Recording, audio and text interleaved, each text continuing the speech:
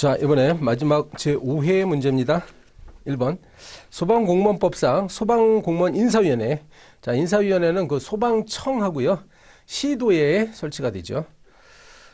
그것만 알면 보면은 그 뭐 인천 소방본부 1번에 인천 소방본부 이건 아니고, 그리고 행정안전부도 아니고요. 2번에 3번에 보면 수원시 기초단체는 없습니다. 그래서 4번이 답이네요. 소방청. 제주특별자치도도 도입니다. 네, 부산광역시. 자, 그래서 4번이 정답. 네, 2번 문제입니다. 그 근무성적 평정, 평정 그 원래 원칙과 다르게 하는 경우가 많이 있는데 요거 시험에 잘 나오죠. 자, 2번에 1번. 소방공무원이 휴직, 직위해제나 그 밖의 사유로 근무성적 평정 대상 기간 중 실제 근무 기간이요 1개월 미만일 때만 근무 평정 안 합니다. 1개월입니다. 아주 굉장히 짧은 기간 1개월. 2번. 소방공무원이 6개월 이상 국가기관이나 지방자치단체에 파견 근무 나갔을 때는요 6개월 이상 상당한 기간이지. 그러면 이제 파견 받은 기관, 거기에 파견 간 기관, 그 기관의 의견을 참작하여 근무 성적을 평정하여야 한다. 이렇게 되어 있어요. 그래서 2번이 정답이고, 3번. 소방공무원이 소방청과 시도 간 또는 시도 상호 간의 인사교류가 됐죠. 인사교류가 되면 인사교류 전에 받은 근무 성적 평정을 해당 소방공무원의 평정으로 할 수 있다도 아니고 하여야 한다로 되어 있습니다. 네. 인사교류 전에 받은 근무 성적 평정, 그거를 그 소방공무원의 평정으로 합니다. 4번. 소방공무원이 국외 파견 등 교육훈련으로 인하여 실제 근무 기간이 1개월 미만일 때는 직무에 복귀한 후 첫 번째 정기 평정을 하기 전까지 가장 최근이 아니라 최근 2번, 최근 2회의 근무 성적 평정 결과의 평균을 해당 소방공무원의 평정으로 봅니다. 그렇죠? 최근 2회고요. 그 다음에 다른 것들도 있죠. 다른 것이 또 뭐가 있냐면 이제 승진 임용됐을 때는 그 2개월이 경과한 다음에 이제 평정하는 거예요. 2개월 겪으세요. 승진 임용되거나 뭐 신규 채용되거나 그러면 2개월이 지나고 나서 첫 번째로 오는 그 평정, 그것으로 합니다. 그리고 3번 문제.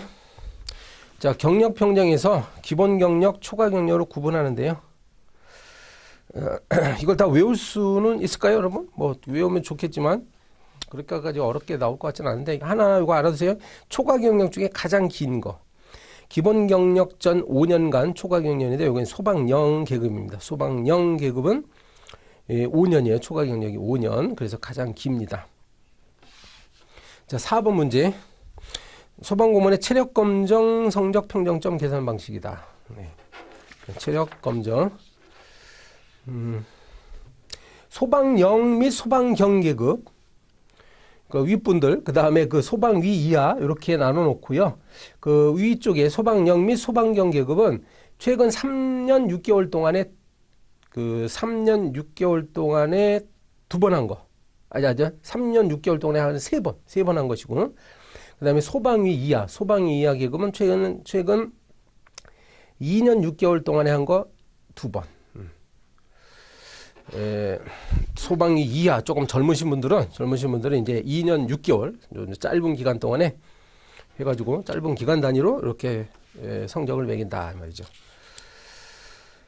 자, 5번 문제입니다. 공무원 보수 규정. 공무원 보수 규정이 그동안 출제가 잘 안 되다가 작년에 딱 한 번 나왔어요. 근데 이제 작년에 갑자기 출제가 됐는데, 그게 이제 시중에 있는 그 어떤 기본 교재에 안 나오는 내용들이 다 나와버렸습니다.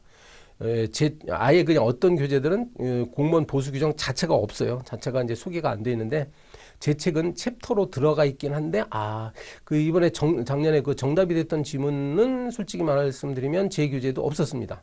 그럼에도 불구하고 이렇게 그 잘 생각해 보면 맞출 수는 있었어요. 이게 암기 문제는 아니었기 때문에 잘 생각하면 맞출 수는 있었는데, 그래서 한번 모의고사에 한번 집어넣어봤습니다. 이게 나온다는 얘기 아니죠. 이게 안 나올 가능성이 뭐 0. 안 나올 가능성이 99%인데 한번 테스트 해보세요. 이런 문제가 나왔을 때 맞출 수 있나. 그래서 5번 보세요. 강임된 사람에게는 강임된 봉급이 강임되기 전보다 많아지게 될 때까지는 강임된 전의 봉급에 해당하는 금액을 지급하죠. 요거는 우리 교재들에 있습니다. 강임된 전이라고 해야 됩니다. 후라고 하면 안 되죠. 왜냐면 강임된 전의 봉급이 더 많았기 때문에. 2번 시간 선택제 전환 공무원은요. 그 해당 공무원이 통상적인 근무 시간을 근무할 경우 받을 봉급 월액을 기준으로 합니다. 그 65% 이건 사족이에요. 이건 이런 퍼센트 규정은 없어요. 그러니까 원래 시간 선택제 하기 전에 통상적으로 받을 수 있는 봉급을 기준으로 해가지고 그 근무 시간에 비례해서 봉급 월액을 지급합니다. 3번에 신체 정신상의 장애로 장기 요양이 필요할 때에 해당돼서 휴직한 공무원은요. 휴직 기간이 1년 이하일 때는 60% 지급하고요. 1년을 초과해서 2년까지는 40%를 지급합니다. 4번에 직무 수행 능력이 부족하거나 근무 성적이 극히 나쁜 자에 해당돼서 직위 해제됐어. 그 월급을 아예 안 줄까요? 주네요. 그래도 그래서 80%는 지급하도록 되어 있습니다. 자, 6번 문제. 다음 중 소방기관장이 소방공무원에게 필요한 기간을 공가로 승인해야 될 경우 공가로 승인해야 된다. 천재지변, 교통차단, 그 밖의 사유 이런 거 있고요.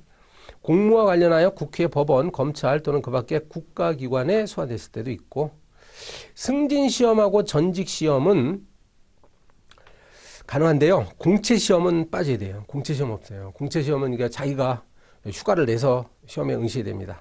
공채시험. 4번에 뭐 건강검진, 특수건강진단, 정밀건강진단 이런 경우 공가에 해당합니다. 네. 7번 문제. 공무원 처리, 고충 처리 규정에 보면 이제 성폭력 범죄, 성희롱 신고 및 조사. 여기 아직 우리 시험에 출제가 안 됐는데 이거 언제고 나올 수 있다라고 저는 봅니다. 자, 봅니다. 누구나 1번 누구나 기관 내 성폭력 범죄 또는 성희롱 발생 사실을 알게 된 경우 이를 인사혁신처장 및 임용권자 등에게 신고할 수 있습니다. 여기서 중요한 건 이제 누구나예요. 누구나 신고하는 거예요. 피해자뿐만 아니라. 2번. 자, 그래서 인사혁신처장이 이제 신고를 받은 경우 지체 없이 신고 내용을 확인하고 해당 임용권자 등이 조사를 실시했는지 여부를 확인해서 만일 조사를 실시하지 않았으면 그 조사 실시하라. 그리고 그 결과 제출하라. 이렇게 요구할 수 있지 않겠습니까? 맞아요. 3번. 만약에 이제 그 기관이 조사를 안 하면요. 인사혁신처장이 직접 조사할 수 있습니다. 이렇게 3번처럼. 그러면 피해자, 피신고자, 관계인 또는 관계기관 등에 대해서 조사사항과 관련이 있다고 인정되는 자료의 제출을 요구하는 방법대로 조사합니다. 네, 자료 제출. 4번. 임용권자 등은 조사 결과 공직 내 성희롱 또는 성폭력 발생 사실이 확인되면요. 가해자에게 어떤 걸 하나 보세요. 가해자에는 직위 해제, 그다음에 징계 의결 요구할 수 있겠죠. 승진 임용 심사 대상에 제외시키고 다른 직위로 전보 발령 내고 교육 훈련 등 파견 근무 이런 거는 없어요. 일단 법 규정이 없어요. 그렇지? 야, 가해자인데 교육 훈련 보내면 뭐 더 좋아하게? 자, 이 교육 훈련 파견 근무는요. 피해자 쪽에는 할 수 있습니다. 그리고 그 공무원 성과 평가 규정에 따른 최하위 등급 부여하고 감사, 감찰, 인사, 교육 훈련 분야는 보내지 않도록 보직을 제한하도록. 그 참고로 피해자도 알아두세요. 여러분 피해자 보세요. 해설에 피해자는 교육훈련 등 파견 근무, 다른 직위의 전보, 근무 장소 변경, 휴가 사용 권고, 그 밖에 적절한 조치 이렇게 되어 있습니다. 자, 8번 문제. 소방간부 후보생을 소방위로 임용할 때는 이제 최하급 기관에 임용하도록 되어 있죠. 그래서 1번에 보시면 소방체험관하고 소방서가 바로 여기 최하급 소방기관이 맞아요. 근데 2번에 보면 그 소방학교 들어가면 안 됩니다. 119 특수대응단은 맞는데 그리고 서울 종합방재센터 제외해야 됩니다. 119 안전센터는 맞고요. 중앙 119 구조본부하고 소방청은 다 제외가 되죠. 네, 9번 문제입니다. 인사교류의 절차와 기준으로서 옳지 않은 것. 연고지 배치는 소방경 이하잖아요. 네. 그래서 소방청장은 시도소속 소방경 이하, 소방공무원은 연고지 배치를 위해서 필요한 경우 인사교류 계획 수립하여 실시했습니다. 2번. 시도 상호 간 인사교류 인원은 필요한 최소한도로 하겠죠. 그리고 소방청장은 교류 인원을 정할 때는 미리 해당 시도지사의 의견을 들어야 하겠습니다. 맞아요. 3번. 소방청과 그 소속기관 소속 소방공무원으로서 시도 소속 소방공무원의 임용 예정 계급이 인사교류 당시의 계급보다 상위, 조심하세요. 상위죠. 하위라고 하면 틀립니다. 그러니까 본래보다 상위 계급으로 올라가니까 그때는 이제 동의를 받지 않을 수 있도록 그렇게 했습니다. 원래는 동의받아야 되는데. 4번. 소방청장은 인사교류 계획을 수립함에 있어서 시도지사로부터 교류 대상자의 추천이 있거나 뭐 전입 요청이 있다 그러면 이를 최대한 반영하여야 한다. 네. 최대한 반영하여야 한다. 그게 고쳐야 됩니다. 10번. 자, 임용권자 또는 임용제초권자가 소방공무원을 최대 2년간 파견. 이거 파견은 2+1이 있고, 네, 1+1이 있다고 했습니다. 그 표에서, 그러니까 2+1이 있고, 1+1이 있다고요. 지금 요걸 물어본 거예요. 최장 2년간이라고 했으니까, 최장 2년간. 요게는 이제 두 가지가 있다고요. 알았어요? 예, 두 가지가 있다고. 그래서 이제 업무가 폭주했을 때, 그리고 이제 교육훈련기관의 교수 요원, 이렇게. 네. 그래서 지금 10번에 2번이 답이에요. 거기 그 10번에 1번이 바로 1번은 그 2+1이고, 3번도 특수업무 공동수행, 이것도 2+1. 4번에 보면 국가적 사업을 수행하는 거, 이것도 2+1입니다. 자, 11번. 경력경쟁시험으로 임용 예정 분야별 채용 계급에 해당하는 자격증 소지자를 임용하는 경우 시험 방법. 자격증 소지자. 다 한다고 했죠. 다 하는데 그 필기시험하고 실기시험은 두 개 중에 하나만 하면 됩니다. 원칙적으로. 물론 이제 두 가지를 다 실시할 수도 있고요. 그걸 찾으면 돼요. 그렇게 되어 있는 걸 찾으면 3번이 답이겠네요. 서류 전형, 체력시험, 종합적성검사, 면접시험과 해놓고 이제 필기시험 또는 실기시험 중에 하나. 다만 업무의 특수성 등을 고려해서 필요하다고 인정할 때는 필기시험과 실기시험을 모두 병행하여 실시가 가능합니다. 그 해설에 써놨으니까요. 나머지 부분들도 체크해 놓으세요. 그 퇴직공무원 재임용하고 뭐 5급 공무원, 사법시험 합격자 이 사람들은 이제 서류 전형하고 면접시험하고 종합적성검사를 하는데요. 체력시험은 이제 필요에 따라서 할 수 있습니다. 있습니다. 소방준감 이상은 어떻게 한다고 했죠? 소방준감 이상은 이제 서류 전형만으로도 가능하도록 해놨습니다. 자, 12번입니다. 소방공무원 채용시험의 사후조치. 1번. 대리시험을 의뢰한 사람에 대해서는요, 그 시험을 정지 또는 무효로 하고 합격 취소하고 5년간 시험 응시 자격 정지시킵니다. 맞습니다. 다른 법령에 의한 국가공무원 또는 지방공무원의 임용시험에서 부정행위를 하면 그럼 이제 그 시험에서도 또 응시 자격이 정지 중에 있겠죠. 그 기간 중에는 소방공무원도 역시 시험에 응시할 수 없습니다. 네, 이렇게 해놔야 되겠지. 3번. 부정행위를 한 응시자가 공무원이다. 공무원이 일반 예를 들어 서울시 공무원인데 이번에 소방공무원 되겠다고 이제 시험 응시한 거예요. 그러면 그 소방공무원 시험의 실시권자는 관할 징계위원회, 그 서울시 공무원이니까 서울시의 징계위원회에다가 징계 의결을 요구하거나 그 공무원이 소속하고 있는 기관회장에게 이를 요구하여야 한답니다. 하여야 한답니다. 그래서 이제 징계사안은요, 재량행위가 아니에요. 기속행위야. 그래서 이 징계 의결, 징계 대상이, 징계 사유가 발생하며 징계 요구권자는 징계 요구해야 돼요. 4번. 시험 실시권자는 시험 실시한 때에는 그 시험의 실시 내용 및 결과를 소방청장에게 보고하여야 합니다. 자, 13번. 승진, 소요, 최저 근무 연수 물어봅니다. 1번. 휴직 중에 공무상 질병 또는 부상으로 인해서 장기 요양이 필요함에 따라 휴직하면요. 그 휴직간 전체는 승진, 소요, 최저 근무 연수에 포함시킵니다. 그렇게 해야 되겠죠. 공무상 질병. 2번. 다른 법령에 따라 공무원의 신분으로 재직하던 사람이 소방장 이상의 소방공무원으로 임용된 경우 종전의 신분으로 재직한 기간은 그러면 어떻게 할 거냐? 기간을 전부 다 포함시켜 줄 거냐? 인데 이건 이제 그렇지는 않고요. 거기 그 단어가 최근부터라고 돼 있는데 최근부터 10년 이내 경력이 아니에요. 이게 지금 그러니까 어떤 공무원이 다른 공무원으로 근무하다가 이제 소방공무원으로 이렇게 재임용됐잖아요. 예. 재임용됐습니다. 그 승진, 소요, 최저 근무 연수를 계산하는 기준 시점을 놓고 볼 때 요게 이제 여기까지만 한다는 거예요. 여기까지만. 근데 이제 최장 10년. 이게 10년. pension까지. 그렇죠? 예. 재임용할 때부터 이렇게 됩니다. 재임용할 때부터. 최근부터 이렇게 안 돼 있어요. 그리고 여기 그 환산율이 나오는데 여기는 없죠. 2할 기억해 두시고요. 2할.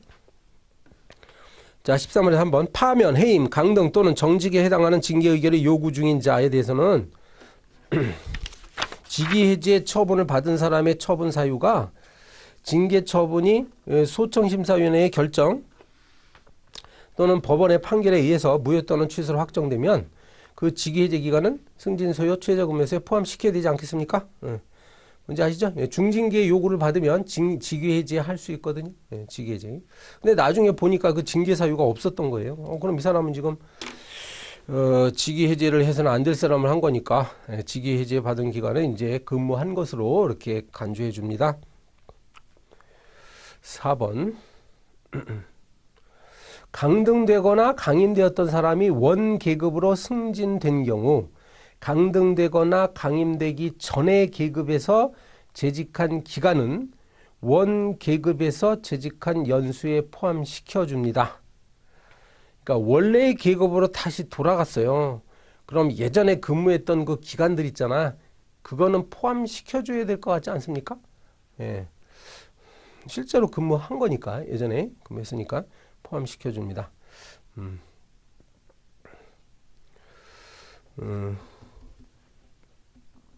그리고요, 이건 어때요? 요 말이 있죠. 그러니까 강등에 대해서는 두 가지를 여러분 기억하셔야 되는데, 여기 지금 4번으로 돼 있는 거 하나.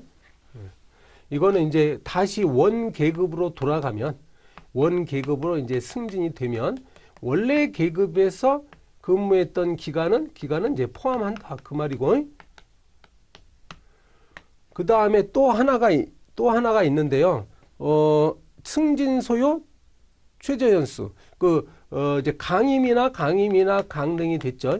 강임이나 강등이 됐으면 그 전에, 그 강임 전에 했던 근무 기간 있죠. 전에 했던 근무 기간은 어디에?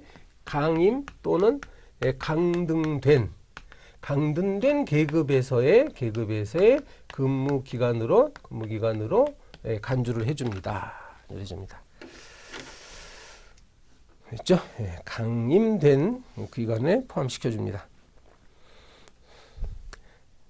그러니까 이 강임이나 강등된 사람이 여러 가지로 이제 불리한 일들이 많은데 이 승진, 소요, 최저 연수만큼은 좀 인정해 주는 것 같아요. 이제 유리한 방향으로 이렇게 규정이 되어 있습니다. 그다음에 14번 승진, 임용 제한 기간의 계산. 자, 승진, 임용 제한 기간 중에 있는 사람이 다시 징계 처분을 받았어. 그러면 그 승진, 임용 제한 기간은요. 예를 들어서 만약에 어떤 사람이 이제 감봉 처분을 받았고 그 집행이 이제 종료된 날로부터 원래 여러분 12년이 지나야 되죠. 12년이 지나야 됩니다. 아, 참. 12년이 아니라 너무 12개월 참. 12개월. 12개월이 지나야 되죠.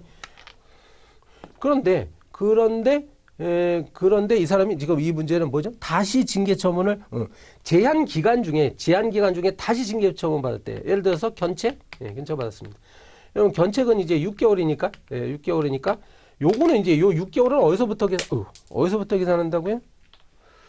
그 종전에 징계 처분이 이제 끝난 날 있죠? 요때부터 6개월이 이렇게 지나야 된다. 이렇게 이겁니다.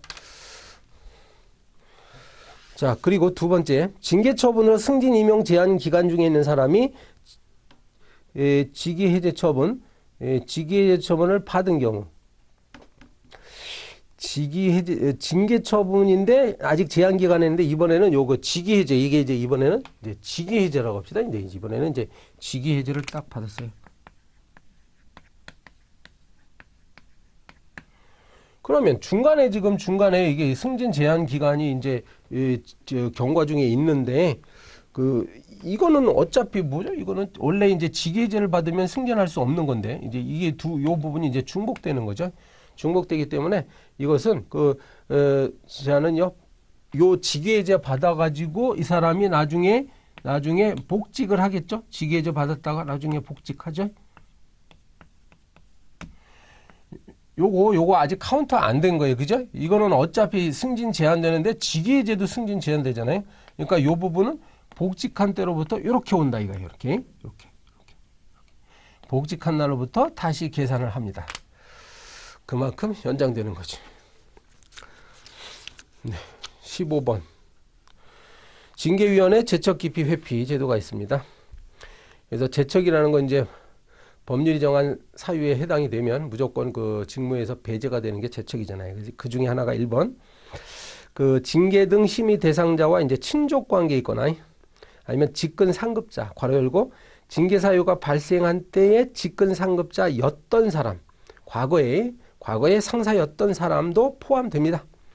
불포함이라고 해서 틀렸어요. 그 징계 등 사유와 관계가 있는 사람은 관여하지 못합니다. 2번.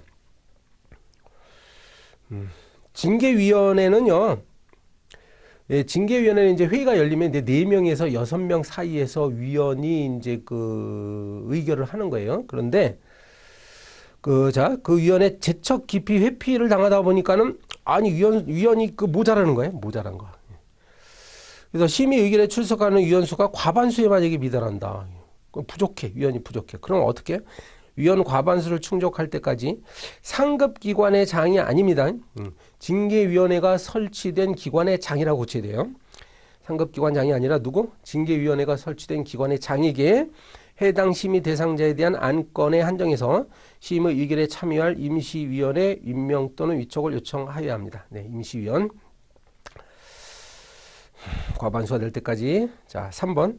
징계위원회 위원은 제척사유에 해당하면 스스로 해당 징계 등 사건의 심의 의결을 회피할 수 있어요. 회피해야 됩니다.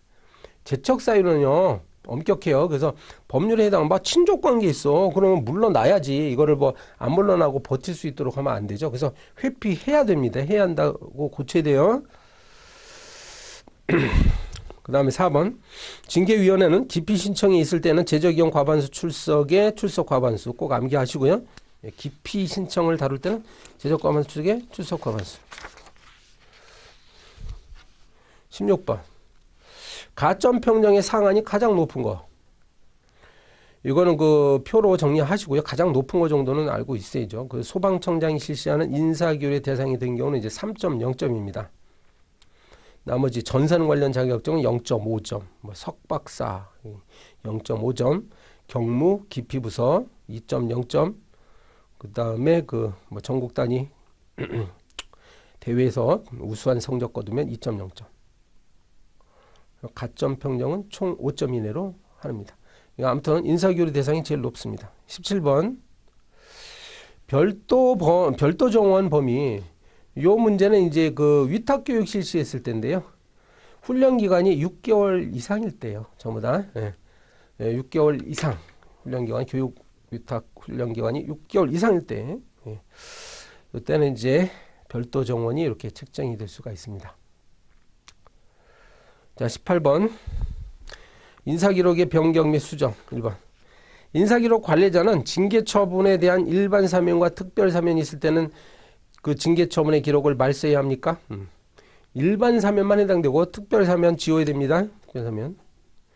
일반 사면은요, 그 형의 종류를 정해서 거기에 해당하는 사람 모두 다 사면시켜 주는 거고, 특별 사면은 이제 그 이미 이제 형이 선고된 상태에서 집행만 면해 주는 거예요. 그러니까 교도소에 있는 사람 이제 나오게 할 수 있고 그렇습니다. 이게 특별 사면인데 그건 아니에요. 그건 아닙니다.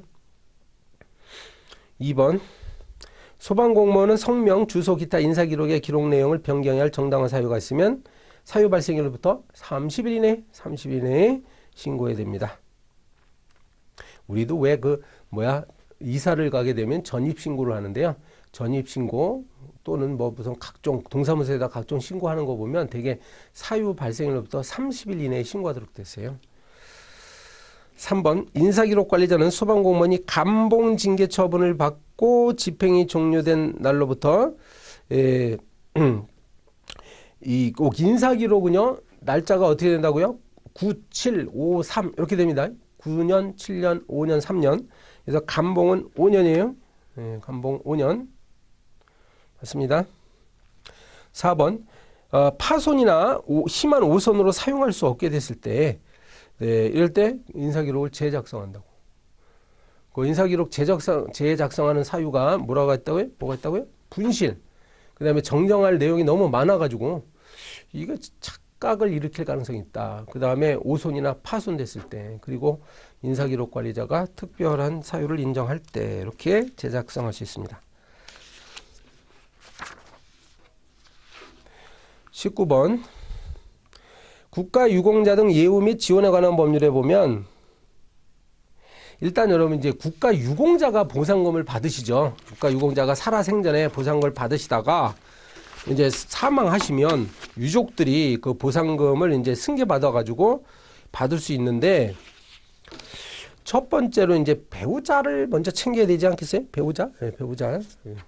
이게 사람이 사망하면 배우자가 받는 충격이 제일 크다고 그러대. 배우자. 그리고요, 이 부모 같은데 부모가 아니라 자녀예요. 자녀로 되어 있습니다. 배우자 다음에 자녀예요. 우리 상속법에도 보면 이제 배우자하고 자녀가 동순위로 되어 있어요. 부모는 이제 그 다음 단계입니다. 그래서 배우자 다음에 자녀, 그 다음에 부모고요. 그리고 이제 그 할아버지 할머니, 그렇겠죠? 직계존속이니까 직계존속이 우선이겠죠. 성년인 직계비속이 없는 조부모. 그리고 이제 형제자매 있잖아요. 형제자매는 미성년 제매인데 미성년만 해당되고, 60세 미만의 직계존속과 성년인 형제자매가 없는 미성년 제매, 여기에 해당됩니다. 이 성년 왜 이렇게 되어 있는지 혹시 아세요? 내가 설명을 드려야 되나 모르겠네. 여러분, 그 조부모 같은 경우는 이제 성년인 직계비속이 없다. 그럼 이제 돌볼 분들이 없다는 얘기죠. 없는 거예요. 그리고 미성년 제매 같은 경우도 그 좀 젊은 직계존속이 없다는 거예요. 60세 미만의 엄마 아빠가 없고, 그리고 좀 큰 그 형제자매도 없어. 성년인 형제자매도 없어. 그러니까 미성년 제매도 혹시 돌볼 사람이 좀 없다는 얘기입니다. 자, 20번. 소방공무원법상 특별위로금은 뭐냐면 1번처럼 소방공무원이 공무상 질병 또는 부상으로 인하여 치료 등의 요양을 하는 경우에 특별위로금을 지급할 수 있다라고 됐어요. 또 할 수 있다. 그래서 틀렸고. 2번. 위로금은요, 공무상 요양으로 소방공무원이 요양하면서 출근하지 아니한 기간에 36개월도 암기하시고요. 36개월을 넘지 않은 범위에 서 지급합니다. 3번. 36개월이면 3년이네요. 3년. 자, 3번. 공무원 재해보상법에 따른 요양급여의 결정에 대한 불복 절차가 인용결정으로 최종 확정되면, 무슨 말이냐면 이게 이제 공무상 질병이 인정되다 보니까 공무원 재해보상법상의 요양급여 결정이 났을 때도 여기에 해당되죠. 근데요, 요양급여를 신청했더니 거부당했어. 거부당했어. 그래서 이제 심사 절차로 간 거죠. 불복한 거예요. 거부당했으니까 이제 불복을 했더니 다행히 받아들여졌습니다.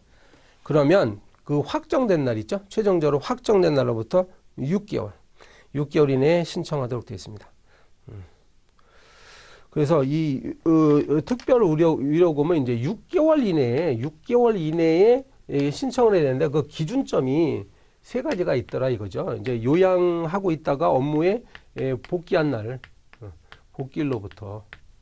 그런데 이제 불행하게도요, 요양 중에 사망하시는 분도 있죠. 그리고 요양 기간 중에 이제 정년에 달해가지고 이제 퇴직하는 경우도 있겠죠. 요 날짜입니다. 그리고 요 문제 나왔던 거, 뭐라고요? 그게 지금 불복 신청을 했는데 불복이 이제 인용이 되면서 인용이 이제 확정된 날, 확정. 각각 요 날로부터 6개월 이내에 신청을 해야 됩니다. 네. 자, 그리고 20번에 4번 특별 위로금의 지급 기준 및 방법은 대통령령으로 정하도록 되어 있습니다. 대통령령. 21번 소방기관장은 소방청장이 수립한 소방공무원 교육훈련 기본정책 및 기본지침에 따라 직장훈련 계획을 수립해야 됩니다. 네. 네, 직장훈련 계획 또 자주 물어보죠. 직장훈련 계획에 이게 이제 약간 문구가 또 최근에 개정이 됐습니다. 개정이 돼가지고 그 해설의 박스를 먼저 보실까요?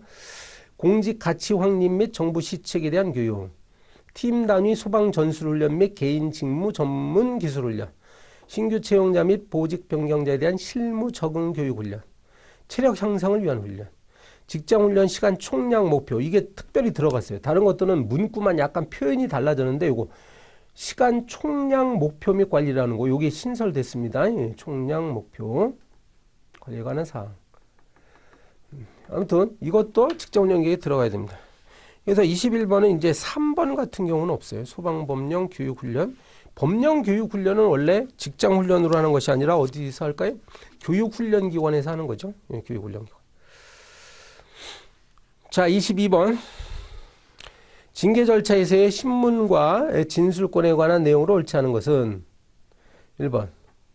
징계 등 심의 대상자는 의견서 또는 구술로 자기에게 이익이 되는 사실을 진술하거나 말하거나 증거를 제출할 수 있겠죠. 당연히 할 수 있습니다. 그 다음에 2번. 피해자의 진술로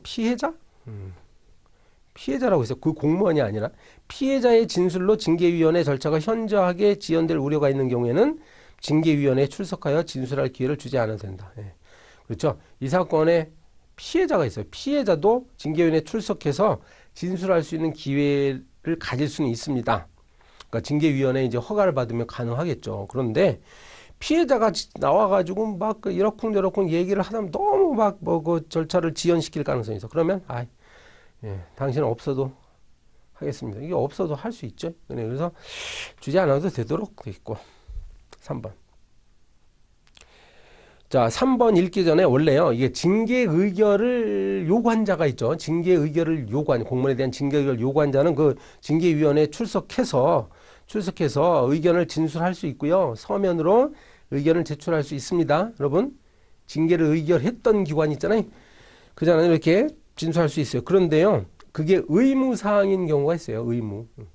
그래서 중징계나 중징계 관련 징계부과금 요구를 했으면 그때는 징계 등 의결을 요구한 자나 징계 등 의결의 요구를 신청한 자는요, 반드시 징계위원회에 출석해서 의견을 진술하거나 서면으로 의견을 제출하여야 합니다. 중징계 사건은. 그렇지 않으면 이제 그거는 그 임의적 사항이에요. 4번은 징계 등 의결을 요구한 자는, 자, 요것도 특별한 규정인데, 여러분 아까 앞에 문제에서 한번 본 기억납니까? 그 감사원에서도요.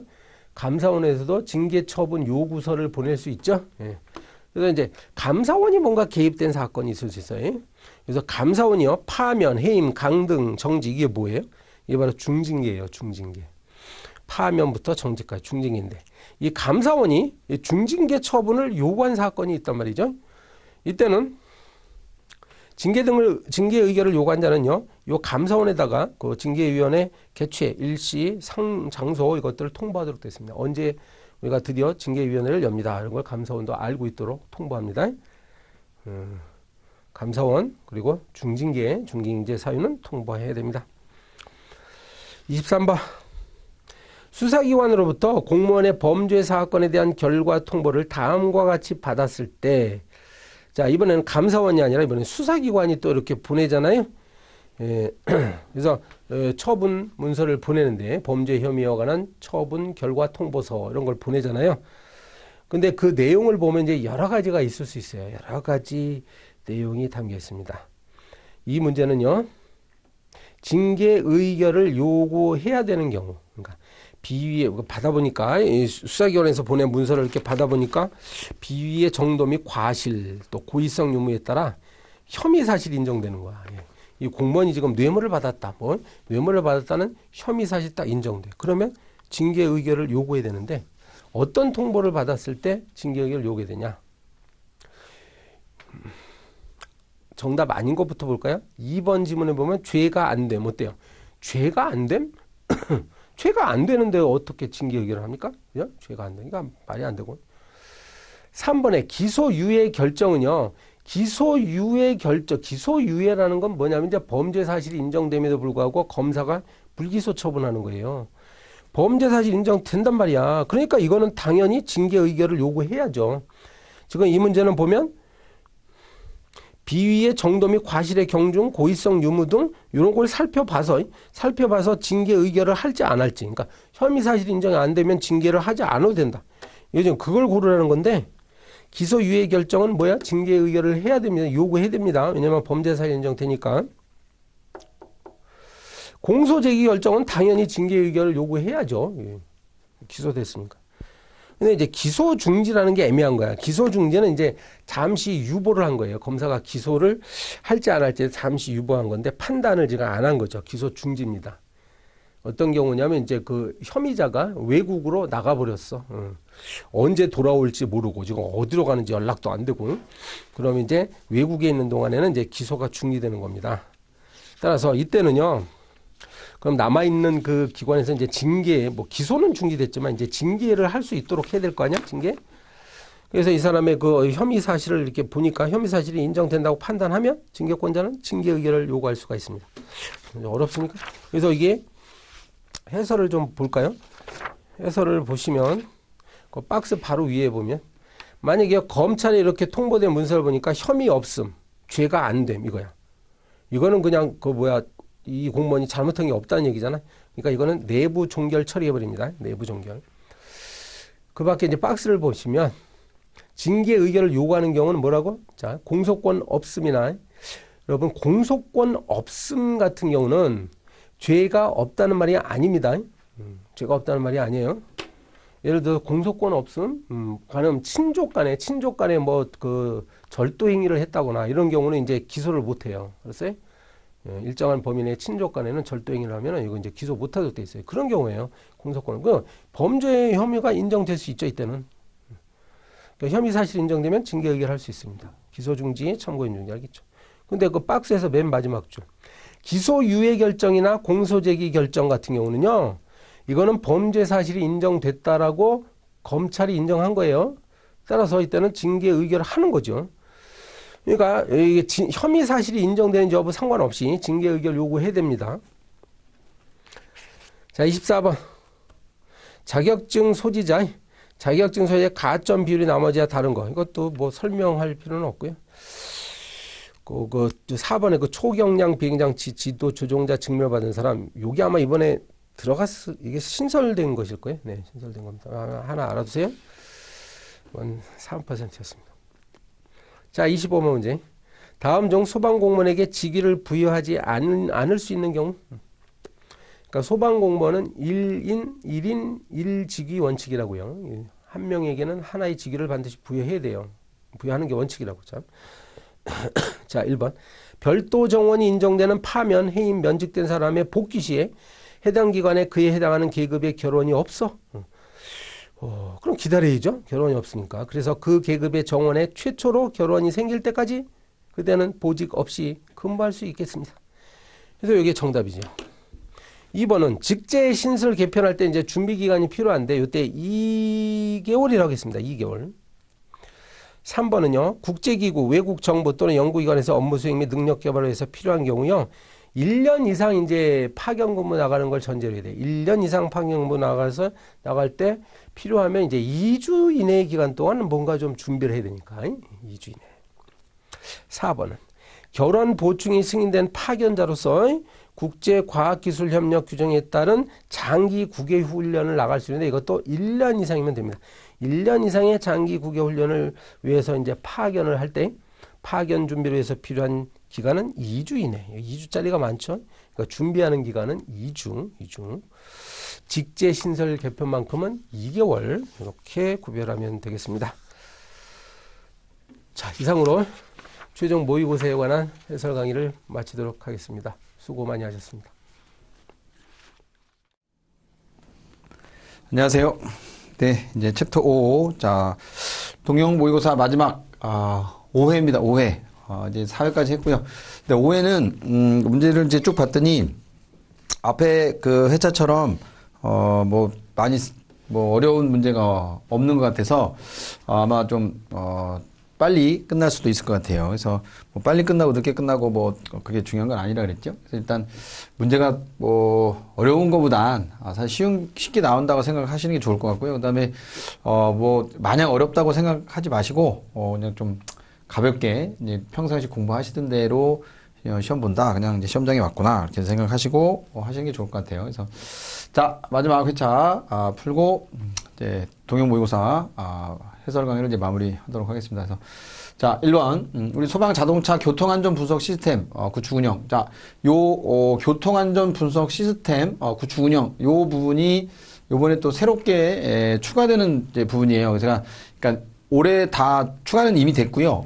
여러분들 그 승진 시험에는 이제 처음 나오는 이제 부분이거든요. 그래서 그 종전 문제에서 그 운행 기록 장치 같은 거 설치하고 운행해야 되는 그 소방 자동차가 있었잖아요. 그래서 그거와 마찬가지로 교통안전 분석 시스템을 구축 운영해야 되는 이런 내용들이 있는데, 자, 일단 여기는 이제 답이 청장입니다. 청장. 그래서 우리 시험에 당연히 행안부 장관은 나오지 않을 거고요. 이렇게 이제 청장, 본부장, 서장이 같이 있다면 만약에 이 시스템을 구축 운영해야 되는 사람이 이게 전부 다 소방 관서장이다 그러면 이제 말이 안 되는 거니까 이런 식으로 나오면 대부분 이제 답은 이제 청장이다. 이렇게 이제 답을 찾아가시는 게 좋은데, 자, 물론 이제 해설에도 잘 나와 있겠지만 교통안전 분석 시스템을 구축하고 운영하는 사람은 청장 또는 본부장은 대통령령으로 정하는 소방 자동차에다가 행안부령으로 정하는 기준에 따라 운행 기록 장치를 장착하고 운용해라. 그러니까 운행 기록 장치를 장착하고 운용해야 되는 사람은 청장 또는 본부장이에요.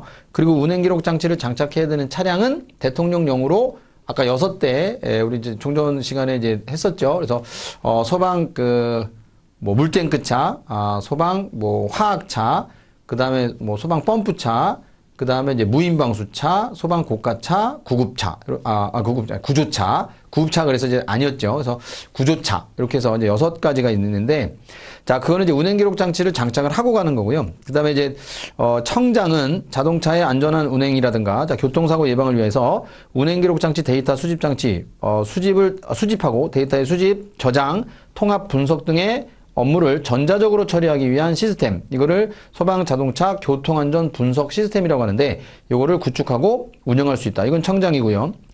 그 다음에 이제 청장, 본부장, 서장, 이게 셋이 다 나오는 게 있는데 그거는 소방자동차 교통안전 분석 시스템으로 처리된 자료, 그러니까 그 전산 자료를 가지고 소방자동차의 그 장비 운용자 등에게 어떠한 불리한 제재나 처벌을 해서는 안 된다. 이런 거는 이제 청장, 본부장, 서장이 다 들어가고요.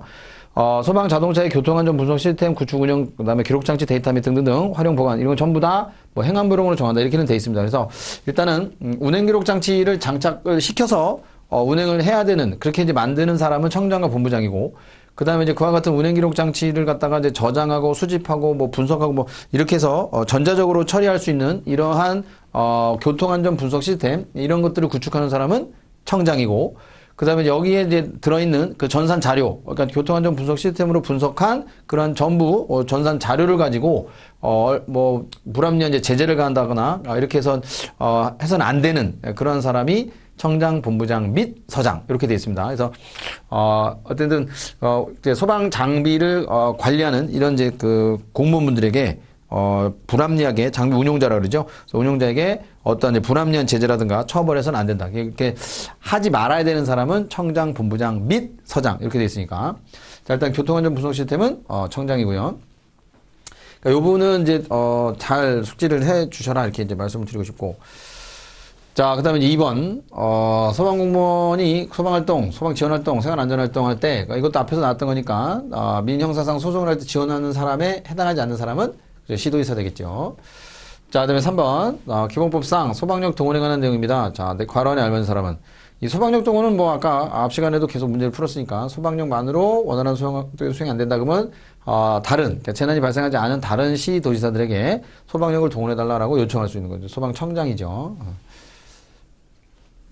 자, 그다음에 4번 소방 지원활동에 해당하지 않는 겁니다. 그러면 보통 이제 지원활동은 이제 이렇게 지원활동이 나오는데 요 3번에 있는 위급한 상황에서의 구조구급 생활안전활동 및 위험제거활동 이거는 대부분 이제 뭐예요? 위급한 상황에서의 구조구급은 소방활동이 되는 거고요. 생활안전 및 위험제거활동은 말 그대로 이제 생활안전활동이 되겠죠. 그래서 이거는 지원활동하고는 전혀 관계는 없는 거고요. 자, 그 다음에 이제 5번, 소방활동구역에 출입을 제한할 수 있는 사람에 해당하지 않는 거. 그러니까 출입을 제한할 수 있는 사람과 거리가 먼 것은, 그러니까 경찰서장이 소방활동구역 출입을 허가한 사람, 이런 사람은 당연히 못 들어오는 거니까, 그래서 틀린 거는 4번이 되겠죠. 자, 그 다음에 6번은 강제처분에 대한 설명으로 옳은 거 찾는 겁니다. 옳은 거. 자, 그러면 1번. 자, 본부장, 서장, 대장. 일단 이제 강제처분의 명령권자는 본부장, 서장, 대장인데, 지금 이 1번에 대한 내용을 딱 보시면요. 이거는 강제처분에 대한 내용보다는 우리가 소방용수 외에도 댐이나 저수지, 수영장의 물 등을 사용하거나 수도의 개폐장치 등을 조작할 수 있다 이렇게 돼 있어요. 그럼 요거는 이제 뭐에 대한 거예요? 그죠? 이거는 이제 보통 이제 위험시설에 대한 긴급조치 여기랑 관련된 내용이지 강제처분과 관련된 내용은 아니죠.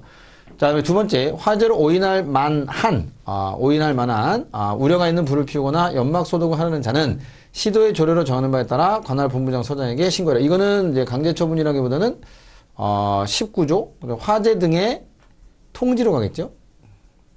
그러니까 화재 등의 통지라고 하는 건 원래 이제 불이 나면 신고해야 되는데 불이 나기 전에도 이러한 행위를 하려고 하는 사람은 해당하는 지역에 대해서 미리 관할 본부장 서장에게 시도 조례로 정하는 바에 따라 이제 신고를 해야 되겠죠. 자, 그다음에 3번 화재가 발생하거나 불이 번지 우려가 있는 대상물 토지를 A시에 사용하거나 제한은 처분할 수 있다. 그러니까 요게 이제 강제처분과 관련된 내용이죠. 자, 그다음에 이제 4번 같은 경우는 위급한 상황이 발생하여 위험하게 할 것으로 인정할 때는 일정 구역을 지정해서 그 구역으로 사람들이 이제 피난할 것을 명령한다. 이거는 이제 피난 명령이죠. 피난 명령. 그래서 일단 설명은 다 맞지만 문제에서는 이제 강제처분에 대한 설명으로 옳은 거 찾은 거라 그랬으니까 3번만 강제처분이고 나머지는 각각 다 이제 파트마다 다른 내용이니까요. 그래서 답은 3번이고요. 자, 7번 소방활동 종사로 인해서 사망하거나 부상당한 사람. 자, 그래서 쭉 보니까 그래서 손실보상심의위원회가 또 관련된 내용이네요. 그래서 지급 절차 및 방법에 대한 거다 옳지 않은 거. 자, 지문이 좀 이렇게 깁니다. 그러니까 긴 거는 이제 읽는데 시간이 좀 오래 걸리니까 좀 이렇게 맥을 이렇게 좀 잡아가면서 자, 소방기관 또는 소방대 적법한 이게 이제 따져가죠. 적법한. 그래서 손실을 받으려는 사람은 이 지급 청구서는 다 행안부령에 정해져 있다고 그랬고요. 그래서 증명할 수 있는 서류를 첨부해서 청장 또는 시도지사에게 이제 제출해야 되고, 자, 2번 같은 경우는 이제 청장 또는 시도지사는 결정하는 결정. 청구서를 받은 날로부터 60일 이런 거 이제 보시면 되죠. 그래서 결정해야 된다. 이제 맞는 거죠. 이것도 맞고. 그 다음에 이제 3번은 결정일로부터 30일 이내에 청구인에게 통지. 통지는 30일이 아니라 10일이죠. 10일. 그래서 3번이 답이 딱 나와야 되고요. 그 다음에 이제 통지를 한 날로부터 10일이 아니라 30일이죠. 30일 이내에는 이제 보상금을 또 지급을 해야 되고. 자, 이거는 이제 틀린 거고요. 그 다음에 이제 4번. 이건 좀 잘렸지만 원래 일시불로 하는 건데 일시불로 못하면 청구인의 동의를 받아서 이제 분할로 지급할 수 있다. 뭐 맞는 내용이죠. 자, 어차피 조금 더 내려가야 되니까 자, 그래서 확인하시면 되고 그래서 답은 이제 3번이 되죠. 날짜 같은 거 잘 보시고. 자, 8번은 이제 소방차 전용구역 설명으로 옳지 않은 겁니다. 아파트 중 세대수가 100세대 이상인 아파트는 소방자동차 전용구역을 설치해야 되죠. 별다른 이상 없는 그러니까 조건이 없는 한은 100세대 이상. 자, 물건을 쌓아두거나 주차하는 행위는 안 된다. 이게 방해이니까요. 자, 전용구역의 노면의 외곽선은 비금문의로 하시고, 자, 비금의 두께는 30. 이거는 이제 중전에 앞에 나왔던 문제와, 이제 거기서 이제, 거기는 숫자가 바뀌었었고, 여기는 이제, 두께는 30, 간격은 50. 맞는 거죠. 자, 그리고 기숙사 같은 경우는 이제 5층이 기준이 아니라 3층 이상. 답은 그래서 4번이 되겠네요. 옳지 않은 거. 자, 9번. 우리 자동차 전용구역의 주차나 진입을 가로막는 방행이라면 과태료 얼마 이하라 그랬죠? 그죠? 이건 딱 봐도 우리가 소방기본법에는 30, 50, 70 이런 건 없잖아요. 그러니까 답이 100만 원이야. 이건 뭐 딱 바로 답이 나오는 거고. 자, 그다음에 안전교육사 응시 자격 기준. 이거 전부 다 소방 공무원이네요. 그러면 안전교육사에 응시를 하기 위한 소방 공무원으로서는 몇 년 이상의 자격이다? 3년 이상 이랬죠. 2년, 5년, 7년 다 틀렸으니까. 그래서 답은 2번. 간단하게 풀이가 되고요. 자, 11번. 자, 소방시설 기준 적용의 특례. 이것도 중요하다 그랬으니까 내용으로 옳지 않은 거. 자, 자동화재 속보 설비의 경우에는 대통령령 또는 화재안전 기준의 변경으로 강화되면 강화된 기준을 적용할 수 있다. 맞는 거죠. 자동화재 속보 설비 있습니다. 그러니까 강화되면 강화된 기준을 적용해야 될 게 우리 뭐가 있죠? 소화 기구가 있고 비상 경보 설비가 있어요. 그냥 경보 설비가 아니라 비상 경보 설비입니다. 이제 비상벨이나 자동차 사이렌 같은 거. 그 다음에 이제 자동화재 탐지 설비. 요게 이제 뭐 작년까지는 없었는데요. 올해 이제 그 작년 연말에 이제 법이 개정되면서 올해 이제 추가된 거고요. 자, 그리고 자동화재 이제 속보 설비 여기 이제 해당 사항 있는 거니까요. 그 다음에 이제 피난 구조 설비 이렇게 있죠. 그래서 확인하시고요. 자, 그 다음에 2번 청장은 기존의 특정 소방대사물이 증축되거나 용도 변경되면 대통령령이 정하는 바에 따라 증축이나 용도 변경 당시에 소방사를 설치에 관한 대통령령 화재 기준을 적용하는데 적용을 하는 사람, 이게 법을 적용하는 사람은 청장이 아니라 본부장 또는 서장이죠. 그래서 2번이 틀렸죠. 3번도 이제 특례 조항이 있죠. 화재 위험도가 낮은 대상물 가운데 대통령령이 정하는 특정 소방 대상물. 요거는 이제 보통 불연성 물품을 저장하는 창고라든가 이제 그런 건데 여기는 보통 이제 5개 소화전이라든가 연결 살수설비 이런 거는 이제 설치 대상에서 이제 제외되는 거죠. 그래서 설치 안 해도 되는 거. 뭐 그런 내용이 있으니까 이제 확인하시고. 자, 화재 위험도가 낮은 특정 소방 대상물에 구조 및 원리 등의 공법이 특수한 설계로 인정된 요게 이제 원자력 발전소라든가 중저준위 방사성 폐기물 저장 시설 이런 건데 여기는 이제 연결 송수관이나 연결 살수 설비 이런 걸 또 설치하지 않아도 되고 또한 더불어서 이러한 이제 공법이 특수한 설계로 인정된다는 것은 중앙소방기술심의위원회 심의를 거쳐서 청장이 정하는 기준에 따라 화재 안전 기준을 적용하지 않을 수도 있다. 그러니까 중앙이죠, 중앙. 지방이 아니라. 답은 잘못된 거는 2번이고요.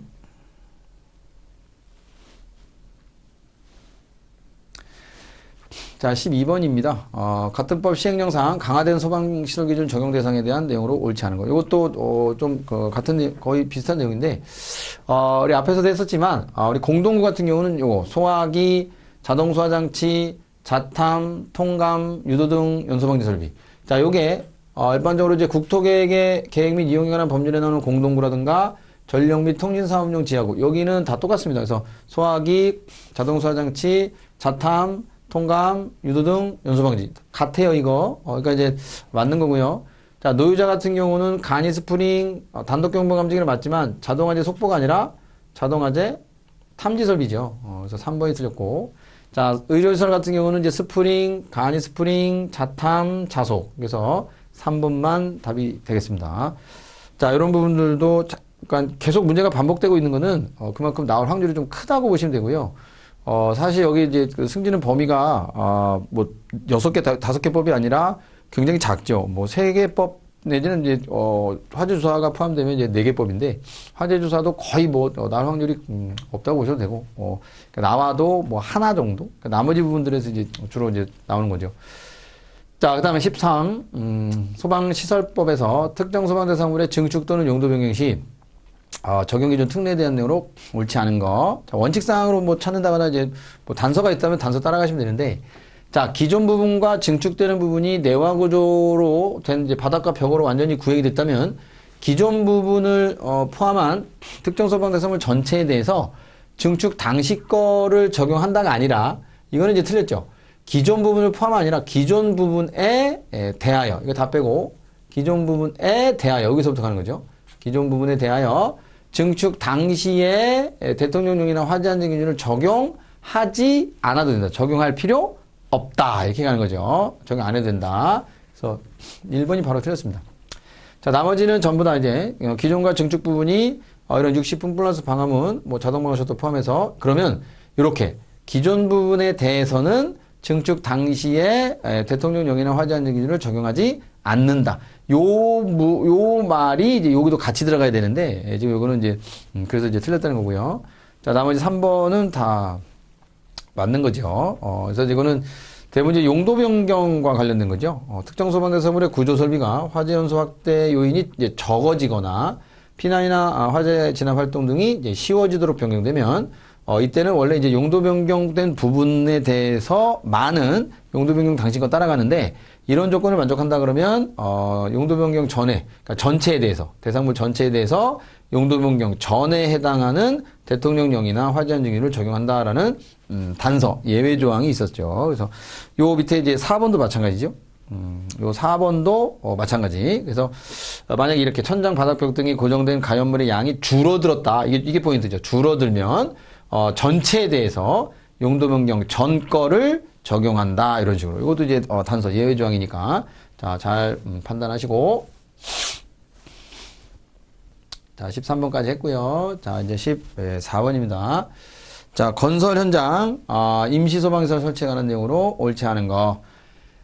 건설 공사를 하는 자는 신축, 중축 이렇게 쭉 해서 이런 걸 할 때는 관리해라. 자, 이것도 앞에서 좀 나왔던 문제 같은데요. 소방시설 공사업자가 화재 작업 현장에 소방시설 중 임시소방시설과 기능과 성능 유사한 대통령령으로 정한 소방시설을 하면 임시소방시설을 설치하고 관련 것으로 보겠다.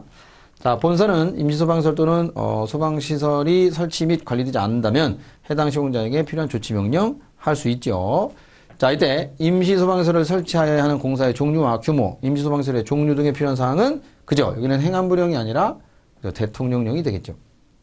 대통령령. 그래서 4번이 틀렸고 나머지 이제 설치 기준, 관리 기준, 이 기준에 대한 거는 청장이 정해 고시한다. 이건 이제 맞는데 이 앞에 이제 종류라든가 공사 규모 이런 것들은 행안부령이 아니라 대통령령이다라고 정리를 하셔야 되고.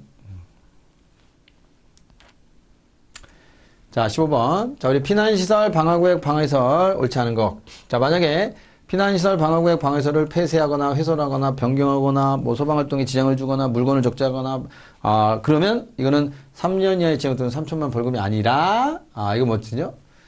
그죠? 300만 원 이하의 그죠? 과태료죠, 과태료. 과태료. 그래서 1번이 틀렸네요. 여기 있네요, 밑에. 이거 맞았죠? 여기 300만 원의 과태료. 자, 요것도 마찬가지 300만 원의 과태료. 자, 그래서 본부장서장은 또 이제 조치 명령을 할 수 있다. 이 필요한 조치 명령을 위반했다. 이 명령을 했을 때 위반하면 그때 이제 3년 이하의 징역 또는 3천만 원 이하의 벌금이죠. 참고로 요 소방시설법도 마찬가지고 화재 예방법도 마찬가지고 요 두 개 법은 원래 이제 같이 붙어 있다가 떨어진 애라서 이 명령권자들의 명령을 위반하면 그 두 개 법은 전부 다 3년에 3천만 원이다라고 외워 놓으셔도 괜찮습니다. 그래서 자, 이렇게 해서 15번까지 우리가 이제 문제를 해결했고요. 자, 이제 몇 문제 남진 않았는데 뭐 시간은 한 20분 가까이 되고 있는데 아마 이제 시험이 점점 다가올수록 불안? 아니면 좀 빨리 시험 봤으면 좋겠다? 이게 좀 지겹다 생각하시는 분들도 계실 건데, 근데 이제 좀 더 시간을 줬으면 좋겠다 이렇게 생각하시는 분들도 계실 거고요. 그래서 어쨌든, 뭐 시험은 뭐 정해진 날 똑같이 다들 보시는 거니까 앞으로 이제 남은 시간을 어떻게 잘 활용하시느냐, 이것도 문제인데, 좀 날이 워낙 더워서, 그죠?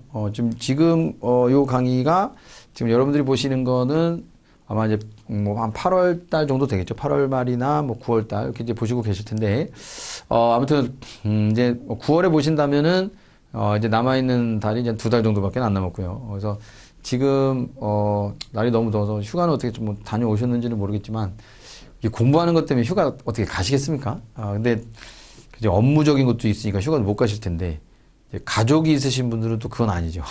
만약에 이제 나 혼자 그러면 뭐 휴가를 가든 안 가든 뭐 개의치 않아도 되는데요.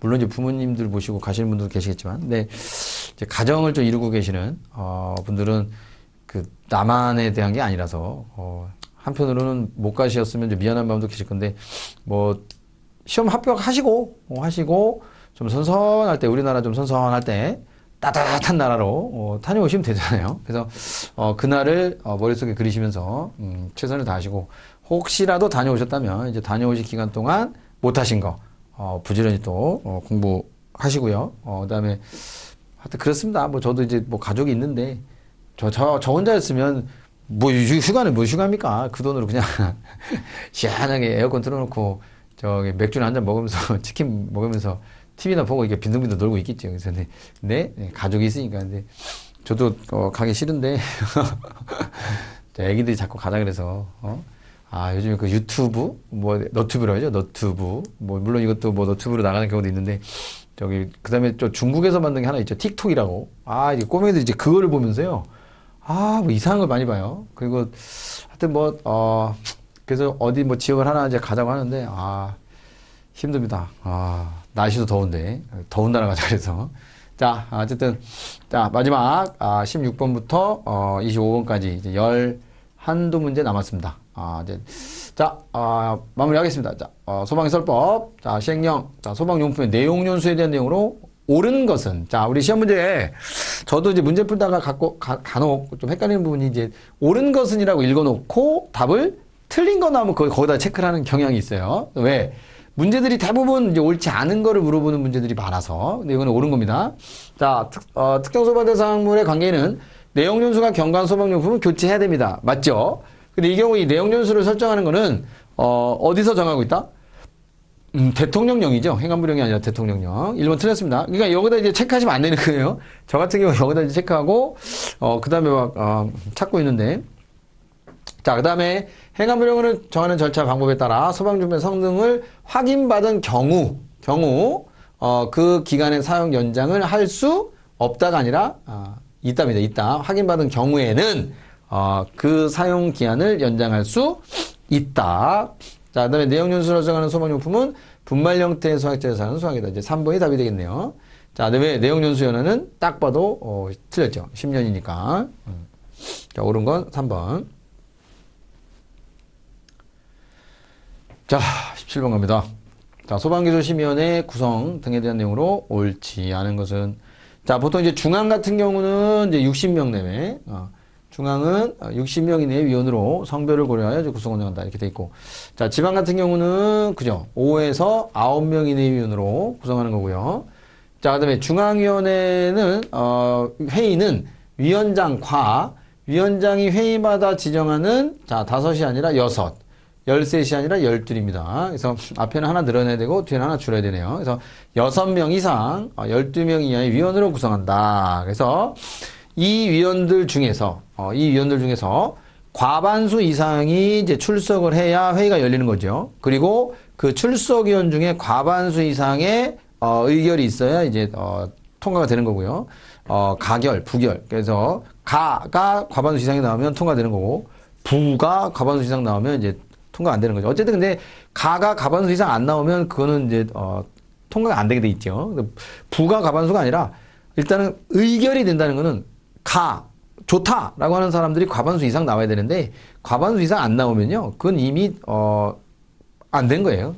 자, 그래서 그렇게 아시면 되고 그 모든 회의가 대부분 다 그렇죠. 그래서 뭐 국회도 마찬가지고 국회도 부를 결정할 때 그 출석 인원 가운데 과반수가 가가 과반수 이상 안 되면 그건 이미 이제 부결이다. 이렇게 이제 보시면 되고요. 자, 그래서 답은 이제 3번이 되겠고. 자, 18번. 자, 소방설법에서 방염 대상 물품을 설치해야 되는 특정 소방 대상물에 해당하지 않는 것은 그랬습니다. 근생 중에서 이제 의원, 이게 좀 떼야 되는데, 근생 중 의원, 조산원, 산후조리원, 체력단련장, 공연장, 종교집회장, 자, 연구시설 중 합숙소, 장례시설은 없죠. 장례시설은 해당사항 없는 거고요. 자, 단란주점, 유흥주점, 노래연습장의 영업장, 뭐 이런 것도 뭐 물론 설치할 수 있죠. 그런데 여기는 이제 뭐 다중영업소다 이렇게 이제 보셔도 상관이 없는 거니까. 그래서 다중영업소가 있고, 그 다음에 이제 뭐 있어요? 그 다음에 이제 숙박시설 있죠. 그 다음에 방송국 및 촬영소 있죠. 방송통시설 가운데 방송국 및 촬영소. 그 다음에 11층 이상 아파트 빼고요. 그 다음에 뭐 수련 있고, 뭐 의료 있고, 뭐 이런 식으로 있어요. 암기하셔야 되고요. 자, 그 다음에 19번.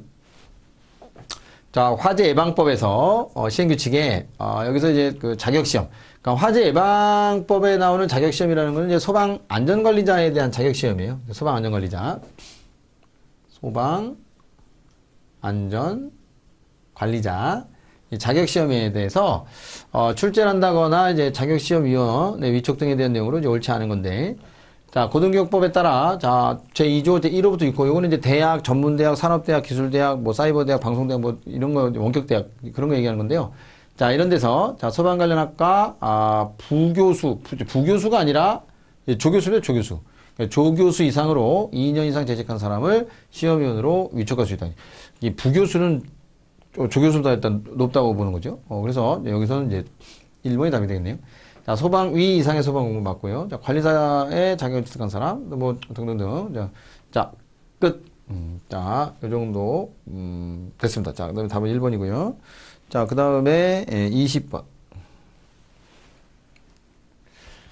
자, 소방 안전관리자면 안전관리 보조자에 대한, 실무교육 등에 대한 내용입니다.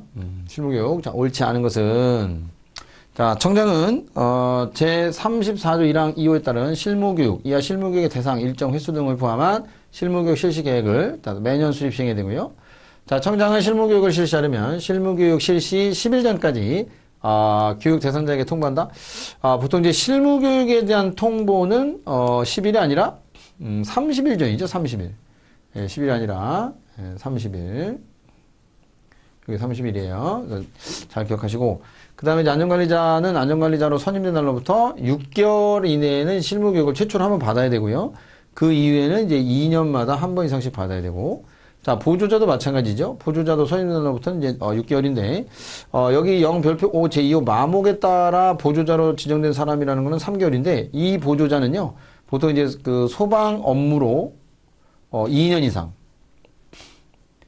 2년 이상만 있어도 뭐가 될 수 있어요? 보조자 될 수 있거든요.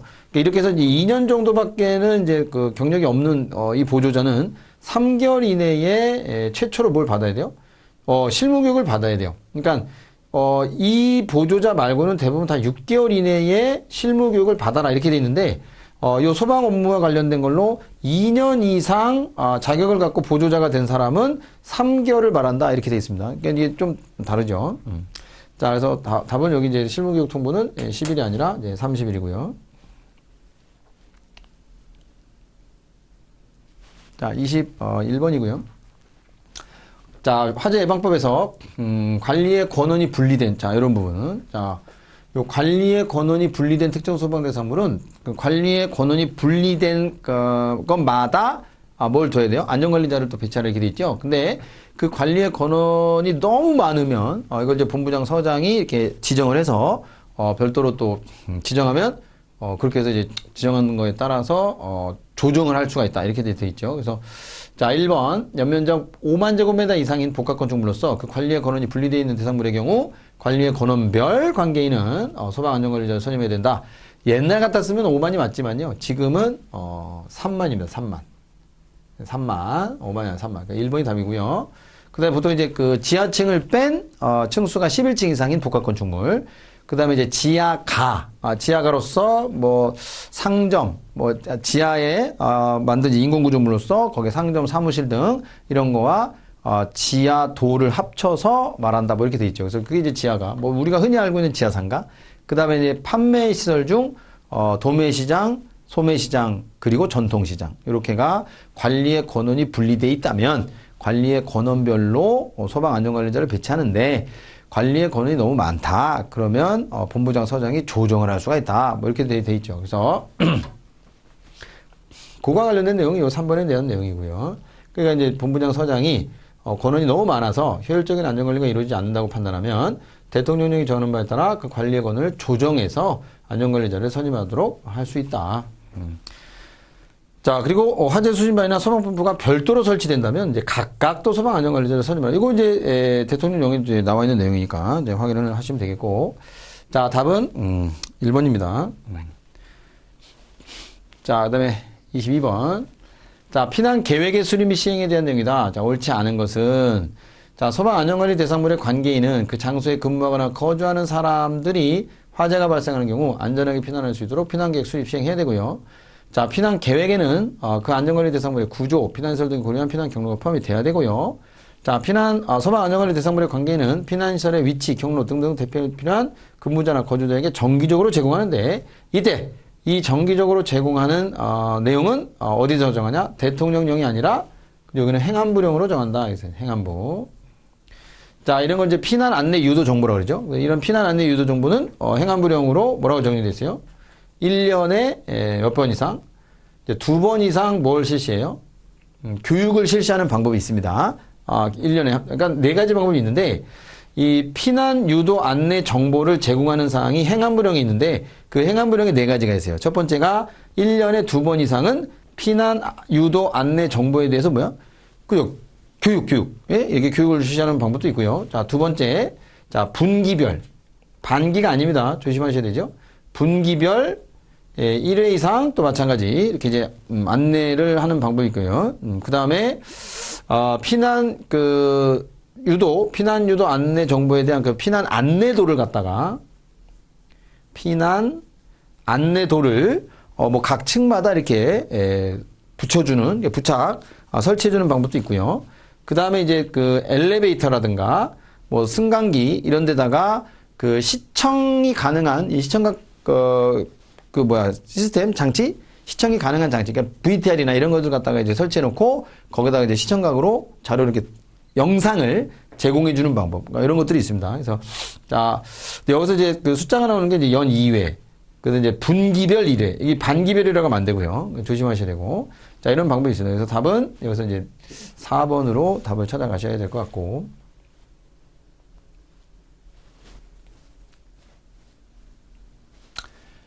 자, 소방안전관리 대상물의 근무자나 거주자에 대한 소방훈련 등 내용으로 옳지 않은 것은 자, 소방안전관리 대상물의 관계인은 그 장소에 근무하거나 거주하는 사람 등에게 소화, 통보, 피난 등 교육할 수 있고요. 자, 피난훈련에는 그 대상물에 출입하는 사람을 안전한 장소로 대피하는 것까지 다 포함을 하게 되어 있고요. 소방안전관리 대상물 중에서 소방안전관리 업무에 전담이 필요한 이거는 이제 그 특급하고 1급 얘기하는 거죠.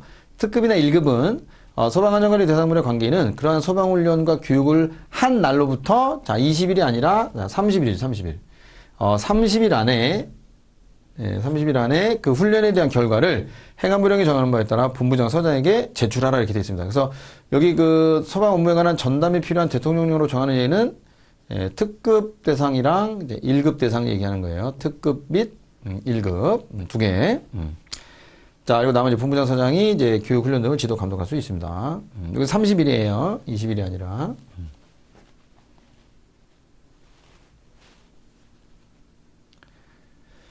자, 요거는 소방 안전관리자 자격의 시험 방법, 시험의 공고, 합격자 결정에 대한 내용입니다. 옳지 않은 거. 보통 그 특급 시험은 1년에 2번밖에 없습니다. 특급은 1년에 이제 2번 있는 게 원칙인데요. 1회에 뭐가 있어요? 1차가 있고 2차, 2번으로도 나누거든요. 그 다음에 2회에 다시 1차가 있고 2차가 있죠. 이런 식으로. 그러니까 1년에 2번을 원칙으로 하는데 거기에도 뭐 각각 1차, 2차, 1차, 2차. 1차는 이제 선택형이고 2차 같은 경우는 이제 서술, 기입형 뭐 이런 것들 포함해서 이렇게 작성하는 거죠. 그리고 1년에 2번밖에 없고 나머지 1, 2, 3급 같은 경우에 이제 소방안전관리자 시험은 월 1회씩 이렇게 이제 시험을 또 실시할 수 있고요. 특급 1급, 2급, 3급은 아까 특급은 1차가 객관식 선택형, 2차는 이제 서술형 이렇게 돼 있는데 1, 2, 3급은 그냥 월 한 번씩 보면서 객관식 선택형이다 이렇게 보시면 되고요. 그 다음에 이제 시행일 30일 전까지는 인터넷에다가 이제 공고를 하게 돼 있습니다. 자, 그리고 3번 같은 경우에 틀린 건데요. 이게 바뀌었죠. 자, 100점 만점으로 하고 매과목 40점까지는 맞는데 여기까지 맞아요. 하지만 전과목 평균 60이 아니라 조심하셔야 됩니다. 이게 바뀌었습니다. 이제 70점 이상을 득점한 자를 합격자로 합니다. 그러니까 옛날에는 60점이었는데 지금은 70점으로 바뀌었다 이런 말이죠. 그래서 답은 3번이고요. 그 다음에 이제 시험이 종료된 날로부터 30일, 특급 같은 경우는 60일 이내에 이런 데다가 이제 게시하고 휴대폰 문자로 합격에 대한 거를 또 통보하게 됐습니다. 그러니까 나머지는 다 30일인데 특급의 경우에만 이제 60일이다. 기간이 좀 길죠. 왜? 1차, 2차로 나눠져 있으니까. 자, 마지막입니다, 이제. 마지막. 자, 우리 화재 예방법. 자, 같은 법 시행 규칙상 관계인에 대한 소방 안전 교육에 대한 내용으로 옳지 않은 거. 자, 우리 본부장, 서장은 근무자나 거주자에 대한 소방훈련 대상 외에, 그러니까 이제, 소방안전관리 대상물이 아닌, 나머지 대상물에 대해서는, 특정 소방대상물의 관계인에게 화재 예방이나 소방에 대한, 위하여 행안부령이 정하는 바에 따라 소방안전교육을 또 실시할 수 있다. 이렇게 돼 있고. 자, 그 다음에 이제 소방교육 대상자, 그러니까 교육 대상자라든가 특정 소방대상물의 범위 등 필요한 사항은 행안부령으로 정한다. 자, 그 다음에 이제 본부장 서장은 소방안전교육을 실시하고자 할 때 누가? 관계인에게 자, 교육 일시나 장소 교육 등에 필요한 사항을 명시해서 교육 실시 10일 전까지입니다. 여기 10일. 그러니까 이 대상물의 관계인에 대한 소방안전교육은 그 관계인이 정해져 있으니까요. 교육 대상자가. 그러면 그 교육 대상자에게는 10일 전까지 교육 대상자에게 통보하라 라고 되어 있습니다. 이게 3번이 답이고, 나머지 교육 대상자는, 이런 것들에 대한 설치 등등등 관계인으로서, 소방서장이 교육이 필요하다고 인정하는 사람. 이렇게 정리가 되어 있죠. 자, 이렇게 해서, 우리가 이제 전체 동형 모의고사를 1회부터 5회까지 쭉, 해결을 해봤습니다. 그래서, 일단 문제가 좀 비슷한 것들이 있었는데, 이렇게 비슷한 것들이나 유사한 것들은 그만큼 이제 문제가 나올 확률이 가장 좀 큰 부분이라서 자꾸 이제 생각이 나니까 저도 문제를 만들다 보니까 이제 그렇게 만들어진 거고요. 그래서 하여튼, 마무리 정리 잘 해 주시고, 남은 기간, 이 동영상을 시청하시는 시기가 제가 봤을 때 이제 9월 정도로 판단이 되는데, 앞으로 남은 시간이 많이 남은 2달이지만 이제 9월에 시청을 하신다면, 한 달 반가량 정도가 이제 남아있다고 생각을 하게 될 건데요. 자, 아무튼 마무리도 잘 하시고, 문제 풀면서 해결하시는 부분도 있지만, 안 되는 부분은 이제 기본서라든가, 이런 이제 책을 갖고, 좀 해결하시고, 그리고 뭐 질문사항 있다 그러면, 우리 홈페이지라든가 이런 데 이제 질문 좀 올려놓으시면, 제가 그 질문을 받아서, 바로 또 답변을 해드릴 수 있는 그런 또 기회를 또 가졌으면 좋겠습니다. 하여튼, 동영상 활용을 하셔가지고, 꼭, 이번 승진에, 좋은 결과 있으시길 바라겠고요. 아무튼 여러분들의 앞날에, 무궁한, 발전 있기를, 얼굴은 뵙지 못하지만, 하여튼, 멀리서나마, 가까이 올 수도 있고요. 기원 드리도록 하겠습니다. 기회가 되시면, 저희, 소주 한 잔, 나중에 합격하시고, 저희 동네에서 근무하실 수도 있는 거니까, 인천이니까요. 계양구입니다. 인천광역시 계양구. 그래서 하여튼, 그 근처에서 근무하신다거나 하시는 분들 중에, 또 이렇게 승진시험에 또 좋은 결과 있다거나, 아니면 뭐, 좋은 결과 아니더라도, 소주 한 잔 개인적으로 하고 싶다. 그러실 수도 있을 건데, 하여튼 뭐 저희 그 주위에도 아시는 소방 같은 형님이 계셔서, 그래서 얼마 전에 연락이 왔는데 제가 시간이 안 돼서 못 만났거든요. 그래서 하여튼 뭐 이거는 개인적인 사정이지만, 하여튼, 다들 건강하시고, 앞으로 좋은 결과 있기를 바라면서, 동형 모의고사 해설 강의를 마치도록 하겠습니다. 그동안 수고하셨습니다.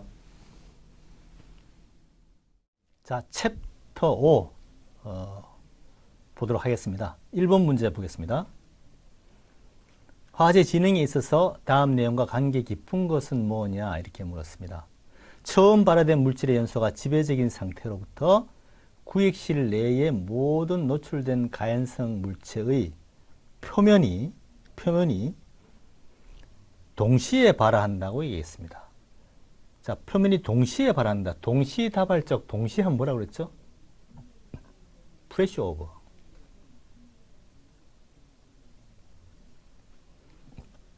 자, 이게 동시다발적으로 발화한다. 프레시 오버. 그 다음에 체성기는 뭡니까? 체성기라는 것은 구역 내의 모든 가연성 물질은 화재와 관련이 있다. 타지 않는 것이 없다. 이것이 체성기라는 표현이에요. 조금 달라요. 가연성 증기가 천장에 다 모여서 높은 천장에 다 걸쳐 있다. 가연성 가스가. 그래서 방구로 막 들어가고 한다 하는 것은 롤오버야. 그것은 동시에 발화하기 전의 상황이야. 롤오버예요. 그렇죠?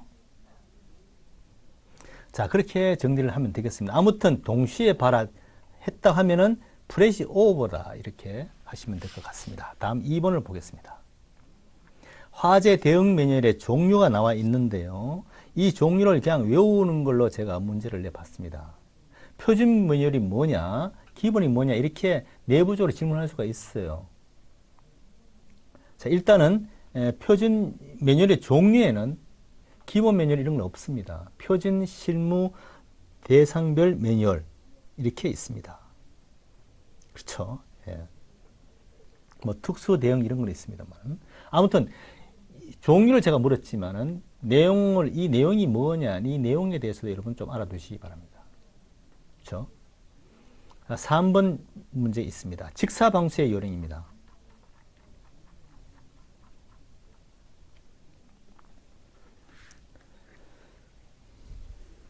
자, 3번에 있어서 직사방수의 요령인데요. 보겠습니다. 간창수와 간창보조는 주수가 아니고 방수라고 얘기해야 됩니다. 방수 방향과 소방수가 직선이 맞습니다. 직사는 호스와 간창보조 직선이 돼야 됩니다. 자, 그 다음에 연소 실체를 목표로 해야 됩니다. 방수는 연소 실체 직접 해야 됩니다. 힘이 있습니다. 굵고 힘이 있습니다. 멀리 갑니다. 파괴력이 있습니다. 직사예요. 자, 개폐 조작은 천천히 해야 됩니다. 방수 압이 있기 때문에 신속하게 하게 되면 다칠 수가 있어요. 균형을 잡지 못합니다. 그래서 천천히 해야 됩니다. 전개형 부무 노즐을 사용하는 경우에 이것도 중요합니다. 노즐의 압력이 0.3MPa 미만일 때는 한 명이 할 수 있고요. 0.3 이상일 때는 간창 보조가 붙어야 됩니다. 반동력은 얼마? 2MPa입니다. 자, 그래서 0.3 그다음에 간창 보조 2MPa 알아두세요. 이것도 따로 시험에 나옵니다. 그 다음에 물론 직사방수하고 중속 분무, 고속 분무, 저속에 대해서 구분을 할 수가 있어야 된다고 제가 아까 설명을 다 했습니다. 4번을 보겠습니다.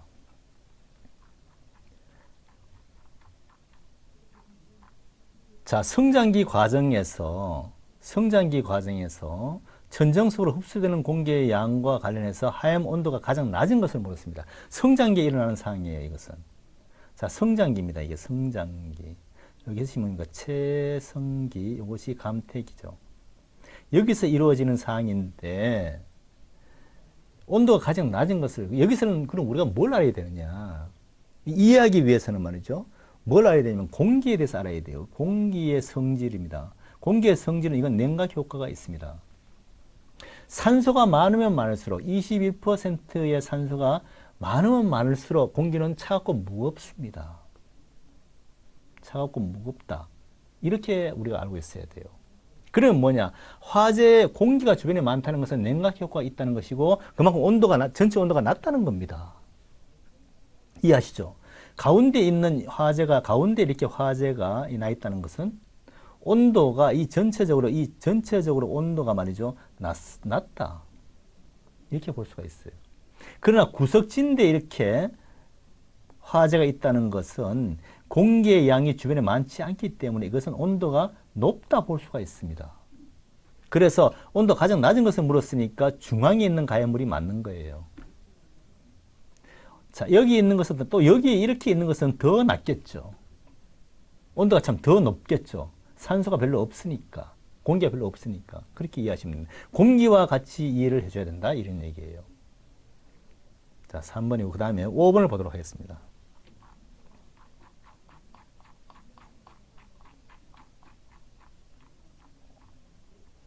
자, 사다리 차에 대한 얘기인데요. 소방차는 활동에 대한 설명이 잘못된 것을 물었습니다.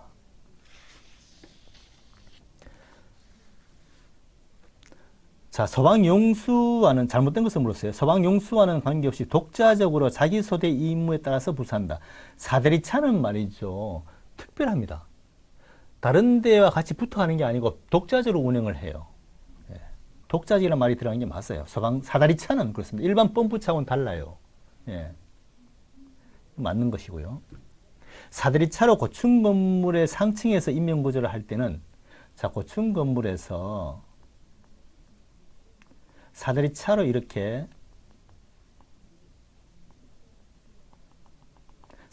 작업을 할 때는 인명 구조를 할 때는 접근을 시켜야 되는 거예요. 여기에 요구자가 있다면은 이 사다리를 접근을 시켜야 이 사람이 탈 거 아니야. 그렇죠? 이거는 맞는 겁니다.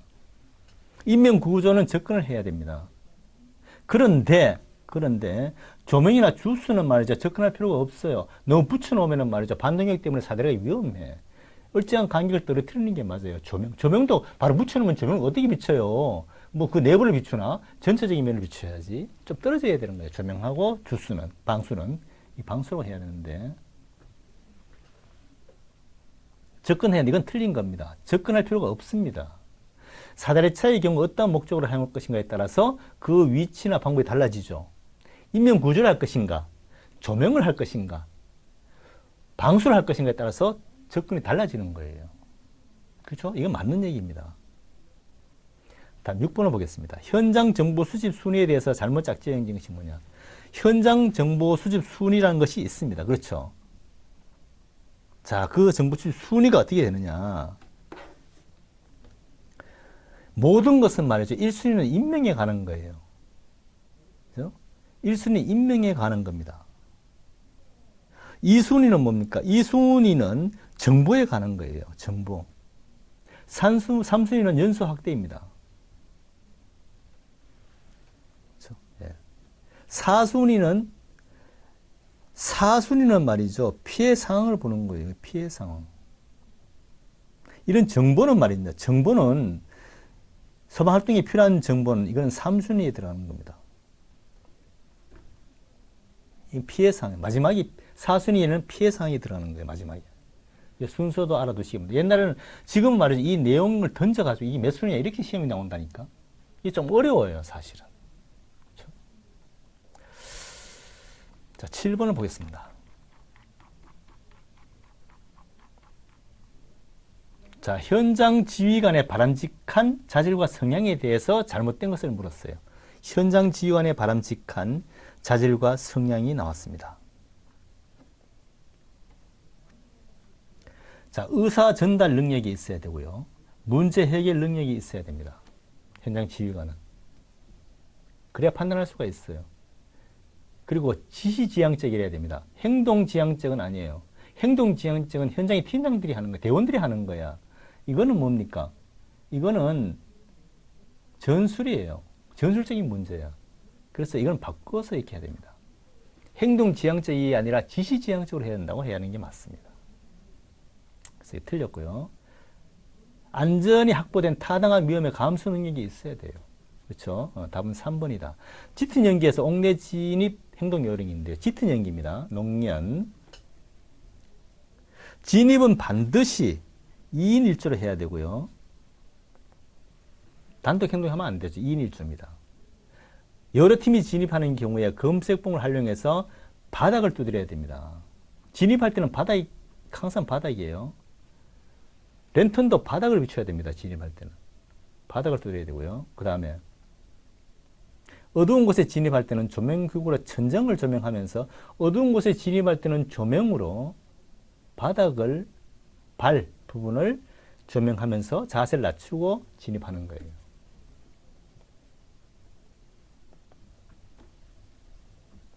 자, 그 다음에 마지막에 공기의 잔량을 주의해서 경보벨이 울리면 즉시 탈출해야 된다. 이거는 맞는 얘기예요. 4번은 즉시 탈출이 맞아요. 5분 뭐 뒤에 한다. 이런 말이 나오는데 틀렸어요.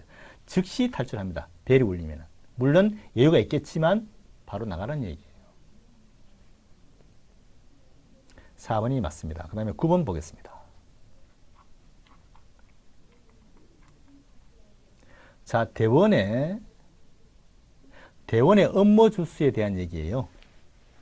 9번. 업무 주수를 어떨 때 해야 되느냐? 열이 강한 장소에 셔터 파괴할 때는 업무 주수를 해줘야 됩니다. 셔터가 지금 막 불타고 있어요. 그러면 여기서 우리가 작업을 할 때는 뒤에서 업무 주수를 해줘야 됩니다. 연기 열기가 뜨거운 실외가 아니고 실내가 맞죠. 실외는 관계없고요. 실내라고 해야 됩니다. 틀렸습니다. 실내에서 인명 검색할 때. 복사열이 강한 장소에서 직사수술 작업할 때. 복사열이 막 강할 때 직사할 때도 뒤에서 업무 주수를 해줘야 되고요. 녹연 연기 등이 휘몰아칠 때도 업무 주수를 해줘야 됩니다. 그 다음에 상업용 고층 건물이 나왔습니다. 자, 상업용 고층 건물에서 화재 배연 작전이에요. 상업용 고층 건물은 조금 대접을 달리합니다. 배연을. 일반 화재는 배연을 먼저 해요. 일반 화재는. 우선 배연부터 시킵니다. 그죠? 그리고 들어갑니다. 그러니까 상업용은 조금 틀려요. 상업용은 오히려 그 청정 지역을 배연으로 인해서 끌어들일 수가 있어요, 연기를. 그래서 이것은 다르다. 그렇게 일단 우리가 이해를 하고 시작하면 됩니다. 자, 그래서 배연은 연소 확대 가능성이 매우 낮아서 화재 진압이 완료된 다음에 하는 것이 맞다. 하기 전에 하는 것이 일반하고 다르다. 그렇게 대접을 해주면 됩니다. 달리해주면 되고요. 심각한 생명 위험이 없고 화재를 통제할 수 없을 경우 배연은 금지된다는 게 맞습니다. 혹시 급박한 상황, 무슨 상황이 있으면 배연을 먼저 하겠지만 그렇지 않으면 일반적으로 상업용 시설은 배연은 화재가 진압된 다음에 하라. 이런 얘기예요. 사무실용 고층 화재 시의 일반적인 진압 방법은 공조 시스템을 즉시, 여기도 마찬가지로 공조 시스템은 즉시 정지를 시킵니다. 정지시키는 거예요. 똑같아요. 화재가 완전히 진압되면은 창문과 계단에 있는 녹연과 열을 배출시키는 거예요. 맞습니다. 됐죠? 자, 11번 보도록 하겠습니다. 5개의 계단 서방호스 연장입니다. 틀린 것이에요. 서방호스를 매달아 올릴 때는 서방호스를 지지하고 고정을 해줘야 됩니다. 우리가 서방호스를 이렇게 달아 올릴 때는요, 이것을 지지해주고 또 유도로 밖에서도 지지할 수도 있어요. 이렇게 해서 지지를 해줘야 되고요. 3층 이하일 때는 말이지, 3층 이하일 때는 손으로 그냥 계단으로 5개 계단을 올라갈 수도 있고 아니면 달아 올릴 수도 있어요. 두 가지 다 쓸 수 있습니다. 3층 이하는. 근데 4층 이상인 경우에는 달아 올려야 됩니다. 여기서 달아 올려야 돼요. 4층 이상인 경우에. 아니면 연결 성소관을 활용하든지. 그 다음에 계단 부분에 연장된 호스는 다선 연장을 깨야 한다는데 깨야 하는 게 아니고 피하는 겁니다. 이게 소방 호스가 계단을 올라가는데 각 출동하는 사람 하는 팀마다 호스를 다 피워버리면 말이죠. 이 계단에 호스가 엄청 많아요. 이 호스가 누가 어디로 가는 호스인지도 몰라. 호스가 끼어가지고 물 나가지도 않아. 물 터지고 난리야. 그래서 다선 연장을 피하라고 합니다. 껴야 하는 게 아니야. 이건 틀렸어요. 됐죠? 그래서 4번이 11번은 4번이 틀렸다. 이렇게 볼 수가 있습니다. 그 다음에 12번을 보겠습니다. 자, 12번 고속 분부 방수에 대한 얘기예요. 고속 분부 방수입니다. 자, 고속이 있고 직사가 있고 고속이 있고 중속이 있고 저속이 있다고 이 네 가지로 구분할 수 있어야 된다고 얘기했습니다. 시험이 이렇게 나옵니다. 비교해서. 자, 고속은 사정거리는 직사보다 길다 틀렸죠. 사정거리는 직사보다는 짧죠. 분무인데, 그렇죠? 예. 감전 위험이 직사보다는 크다, 직사보다는 작다. 분무인데 작죠. 자, 노즐 압력이 고속 분무는 0.6메가 10에서 30입니다. 맞습니다. 예. 고속 분무는 0.6, 10에서 30 맞습니다. 다음에 주수 방법은 분부와 같은 방법으로 분무 방수와 같이 하는 게 맞아요. 이게 맞습니다.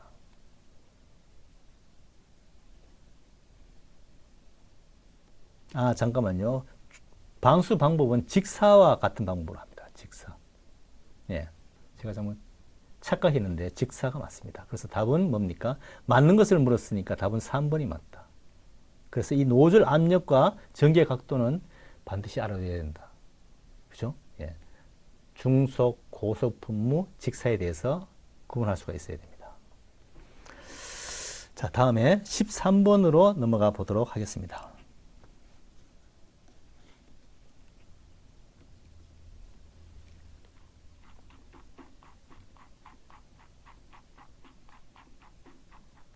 자, 13번입니다. 화재 실소화할 때 주수 목표 순수가 뭐냐 물었습니다. 자, 화재실에 소화할 때, 화재 내부에서 소화할 때 목표를 어디에 두느냐? 천벽수라고 했습니다. 천벽수라고 했어요. 천정벽 수용물입니다. 천정벽 수용물 2번이 답입니다. 골치 아픈 거 그냥 외워버리세요. 천벽수 기억하십시오. 천벽수. 자, 이류위험물에 대한 설명이에요. 이류위험물은 뭡니까? 이류위험물은 산소가 없습니다. 산소가 있는 것은 1류, 6류, 5류 이런 건 산소를 갖고 있어요. 1류와 6류는 불연성입니다. 그러나 조연성이고 지연성이죠. 산소가 있으니까. 자기 자신한테는 도움이 안 되지만 연소하는 데 도움을 주는 것이죠. 자, 그래서 불연성이지만 분자 내 산소를 갖고 있다? 이건 틀렸어요. 이륜데 산소가 없죠. 철분, 마그네슘, 금속분은 물 접촉하면 안 됩니다. 수소가스가 발생합니다. 이게 맞는 거예요. 유황가루, 철분, 금속분 이런 것들은 밀폐된 공간에서 분진 폭발을 하죠. 정린, 유황 이런 것들은 냉각 소화가 적당합니다. 인화성분제. 다 맞는 얘기예요. 그래서 1류에서 6류까지 화재 특성과 1류에서 6류까지 특성과 화재 진압 방법을 알아야 됩니다. 공부해야 됩니다. 예. 15번 보겠습니다. 부대 편성의 이점이 아닌 것을 물었습니다. 자, 분대 편성의 이점이 아닌 것. 분대 편성을 왜 하느냐? 뭘 때문에 하느냐? 현장 지휘관이 분대 편성을 왜 하느냐 이거야. 의사 전달을 더 효과적으로 해줄 수가 있기 때문에 하는 거예요. 많은 수백 명이 현장에 작업하고 있어. 일일이 다 할 수가 없어요. 그래서 분대를 편성해서 분대장한테 지시해서 이렇게 전달하는 겁니다. 자, 통솔 범위를 넓혀주는 것이죠. 넓혀준다. 줄여주는 것이 아닙니다. 중요한 지원 기능을 나열해 줄 수 있고요. 또 대규모 현장에서 단위 조직으로 나누는 표준 시스템을 제공한다. 맞습니다. 대규모 큰 현장에서는 단위 조직으로 나눠서 이렇게 표준 시스템을 제공하는 겁니다. 자, 2번이 틀렸습니다. 특수구조의 종류가 물었습니다. 화수상 고지죠. 자, 우리가 특수구조대는 지금까지 시험이 많이 나왔으니까 이제는 어떻게 했습니까? 특수구조대 말고 일반 구조대의 종류라든가 그렇죠? 또 아니면은 그때 우리가 필요할 때 하는 테러라든가 아니면 국제라든가 그죠? 이런 것도 우리가 알아둬야 됩니다. 자, 하수상 고지 테러 이거는 관계가 없죠. 이거는 비상설 구조대입니다. 자, 그 다음에 17번으로 넘어가 보겠습니다. 프랭크 버드의 최신 도미노 이론이 나왔습니다. 자, 고전적 도미노 이론에서 이런 직접 원인만 제거하면 됐습니다. 그렇죠? 예. 그러나 최신 도미노 이론은 달라요. 사고가 나면은 그전에 뭘 할 것인가? 도미노 하이니에서는 말이죠. 불안전한 상태, 환경만 없애면 사고 나지 않는다고 그랬어요. 그러나 최신 프랭크 버드 이론은 다르죠. 이거는 사고를 막기 위해서는 뭘 해야 되냐 이거예요. 사고 전에 뭐가 있습니까? 골폐의 직접 원인이 있습니다. 그 다음에 또 기본적인 원인이 있죠. 그럼 사고가 나지 않기 위해서는 직접 원인만 제공하면 되느냐? 그건 아니다 이거야. 기본적인 원인도 같이 제공하라는 겁니다. 하이니하고 좀 달라요. 그렇죠? 네, 그렇습니다. 다음에 18번 보겠습니다. 라스트가 나왔습니다. 초기 대응 절차 라스트. 자, 이 순서를 물었습니다. 자, 1단계부터 4단계까지의 순서, last입니다. 1단계 locate. 여기는 L, locate 현장 확인입니다. 액세스 두 번째 A, 액세스 접근입니다. 예. 그 다음에 세 번째 S, 스타빌리제이션 안정화입니다. 그 다음에 T, 트랜스포트 후송입니다. 이 네 가지 순서 이렇게 하는 게 맞습니다. 자, 19번 보겠습니다. 엔진 동력 장비의 엔진 오일 점검입니다. 자, 엔진 동력 장비 있습니다. 동력 절단기, 엔진 동력 장비. 이런 데는 오일이 들어가죠. 연료가 들어갑니다. 이 행정 기관에서는 엔진 오일을 연료와 섞어서 연료 플러스 오일을 섞어서 합니다. 플러스해서 하는 것이 이행정 기관입니다. 틀렸습니다. 사행정 기관은 엔진 오일과 연료를 별도로 하는데 혼합해서 한다. 틀렸습니다. 사행정 기관은 별도로 넣는 거예요. 오일은 오일대로, 연료는 연료대로 들어가는 겁니다. 오일의 양이 적으면 시동 후에 매연이 심하다. 오일의 양이 많으면 시동이 매연이 나오죠. 또 오일이 또 너무 많으면 시동이 잘 안 걸립니다. 이건 맞습니다. 그래서 오일이 너무 많아도 안 되고 많으면 시동이 안 걸려. 또 뭡니까? 연기가 많이 나. 그렇죠? 예. 그래서 비율을 잘 맞춰서 그렇게 연료를 주입해야 되는 거죠. 19번. 그 다음에 20번 보겠습니다.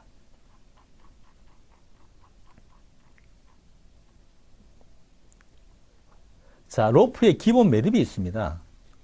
이어매기로 분류할 수 있는 것이 뭐냐 물었습니다. 이어매기라는 것은 지난 시간에 얘기했죠. 연결이라고 그랬습니다. 연결. 자, 이어매기로 할 수 있는 것이 뭐냐 물었습니다. 지금 이어매기는 팔자 연결, 이것은 이어매기입니다. 로프가 부족하니까, 사용하다 부족하니까 로프를 다시 또 추가로 연결시켜 주는 거예요. 그것이 팔자 연결입니다. 근데 이게 요즘 헷갈린 게 뭐냐면 팔자 연결, 두 개 팔자, 이중 팔자 굉장히 헷갈리게 돼 있어요. 요 세 개에 대해서 여러분 시험에 자주 나옵니다. 헷갈리기 때문에. 자, 이것은 1번 이어맥이 연결에 들어간다. 나머지 이중 팔자, 두 개 팔자. 두 개 팔자는 뭡니까? 두 개 팔자는 고리를 한 개 만들어서 잠깐만요. 로프를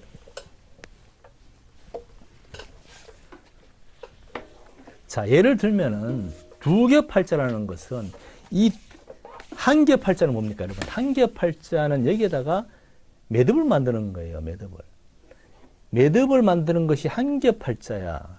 이것이 한 개 팔자예요. 이건 매듭을 만드는 거지만 두 개 팔자는 틀려요. 두 개 팔자는 말이죠. 이 두 겹을 가지고요. 팔자 매듭을 만들어서 팔자 매듭을 만들어서 여기다가 뭘 고리로 쓰는 거야. 자동차 훅부에 걸어서 팽팽하게 묶어서 하강할 수도 있고, 이 고리는 또 아니면 낙하할 때, 하강할 때 어디 앵커에다 걸 수도 있고, 이렇게 하는 것이 이것이 두 개 팔자 매듭이에요. 그래서 이것은 결착이야. 결절이야. 이게 마디짓기야. 이것은 마디짓기. 결절이라고 해요. 이중 팔자는 또 틀려요. 이중 팔자는 고리가, 이게 고리가 한 개 나왔잖아요. 한 개. 근데 고리가 두 개 나오게 하는 거예요. 두 개는 또 다르죠. 그죠? 네. 두 개 나오게 하는 건 또 다른 거다 이거예요.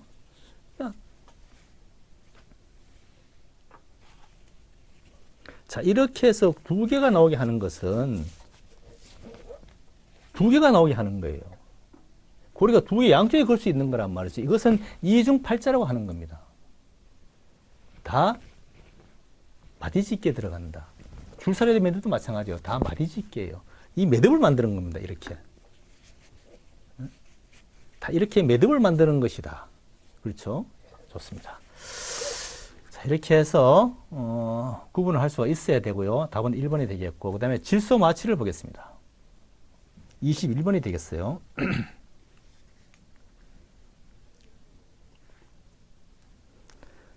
자, 수중으로 깊이 내려갈수록 호흡하는 공기의 압력이 증가하게 되겠죠.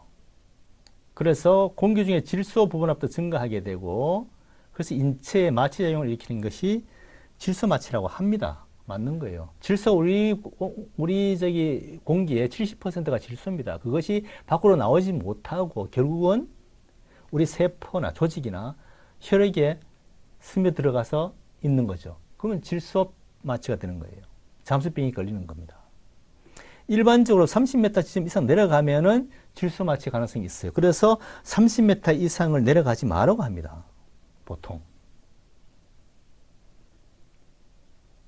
그 다음에 질소 마취는 후유증이 크기 때문에 수심 얕은 곳에 나오면은 회복되기 어렵다. 천만의 말씀. 질소 마취는 밖으로 나오면은 바로 회복이 됩니다. 맑은 우리가 산소를 마시면 바로 회복이 빨라요. 술에 취한 것처럼 엉뚱한 행동을 하게 되는 거죠. 질소 마취가 되면. 네, 맞습니다. 답은 3번이 되겠고요. 자, 22번 보도록 하겠습니다. 2급 응급구조사의 업무 범위입니다. 1급과 2급이 분명히 응급을 해가는 범위로 구분이 되어 있습니다. 자, 2급이 할 수 있는 것은 구강 내 이물질 제거. 입 안에 보이는 곳에 한해서 이물질을 제거하는 것은 2급이 할 수가 있어요. 속합니다. 그러나 인공호흡을 위해서 호흡을 유지한다든지 심폐소생술을 위해서 기도 유지 이건 안 됩니다. 이건 1급만이 할 수 있어요. 정명락보다 1급이 할 수 있는 거예요. 그래서 1급과 2급이 할 수 있는 업무 범위를 여러분 알고 있어야 됩니다. 자, 그 다음에 23번을 보겠습니다.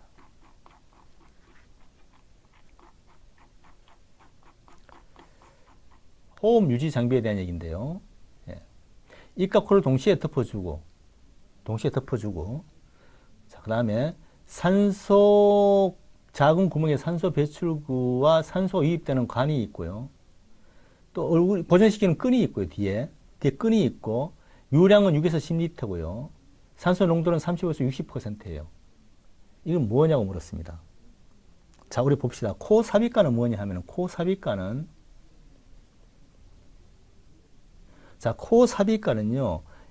기가 있으면은 이렇게 해서 걸어놓는 게 코 삽입관이에요. 이거는 비강입니다. 비강 투여입니다. 예. 구강으로 어려운 비강 투여고요. 그 다음에 낮은 산소가 제공되는 거예요. 자, 단순 우글 마스크는요, 이것이 바로 지금 얘기하는 거 이거예요. 코와 입을 다 덮어주고서 뒤에 끈도 있고요. 그리고 6에서 10이고 35에서 60%예요. 알아두셔야 됩니다. 비제호흡 마스크는 말입니다. 이거는 일방향입니다. 일방향이고 낮은 산소를 제공합니다. 벤츄리 마스크는요, COPD입니다. 한세계 제공되는 겁니다. 코 삽입칸도 COPD라고 할 수 있다고 되어 있긴 있습니다. 예, 아무튼 이렇게 해서 정리를 할게요. 그래서 답은 2번이 이제 맞는 거고요. 특성을 다 알고 있어야 됩니다. 여러분, 소방 응급의료 장비에 대한 특성을 알고 있어야 돼요. 시험에 분명히 나옵니다. 예. 24번 보겠습니다. 환자 자세입니다.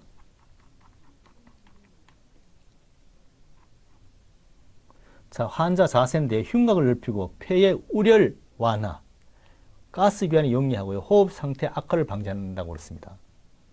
자, 이것은 흉곽을 넓히고 폐의 우열 완화 나오면 이건 안전 자세예요.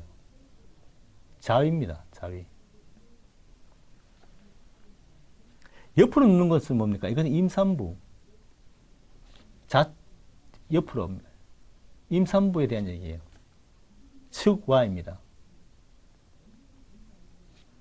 그래서 구급대원과 얼굴을 마주보게 하고, 임산부를. 앙와이를 하면은 애가 눌려요. 그래서 동맥이 눌립니다. 엎드린 자세는 보가이라고 그러는데 이건 구토 환자. 병에는 트림벌그, 이거는 쇼크 환자. 20에서 30 쇼크 환자입니다. 자, 그래서 자위, 앉은 자세 이렇게 보면 되겠습니다. 25번입니다. 충정식 흡인기 충전식이라고 했습니다. 자, 다시 한번 좀 올려서요. 충전식입니다. 사용법.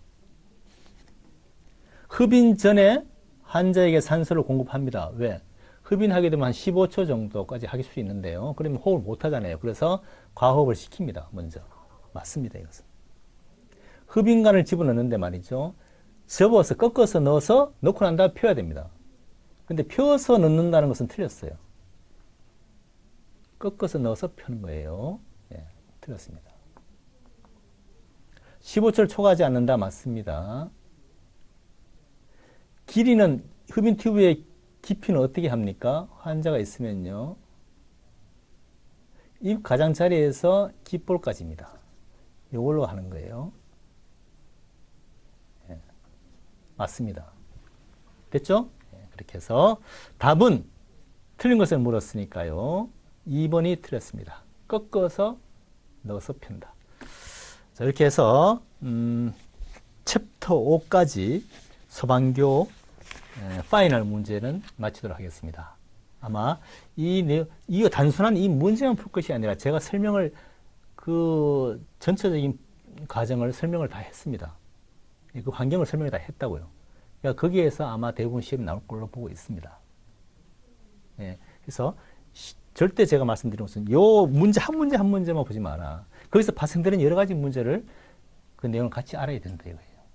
수고했습니다.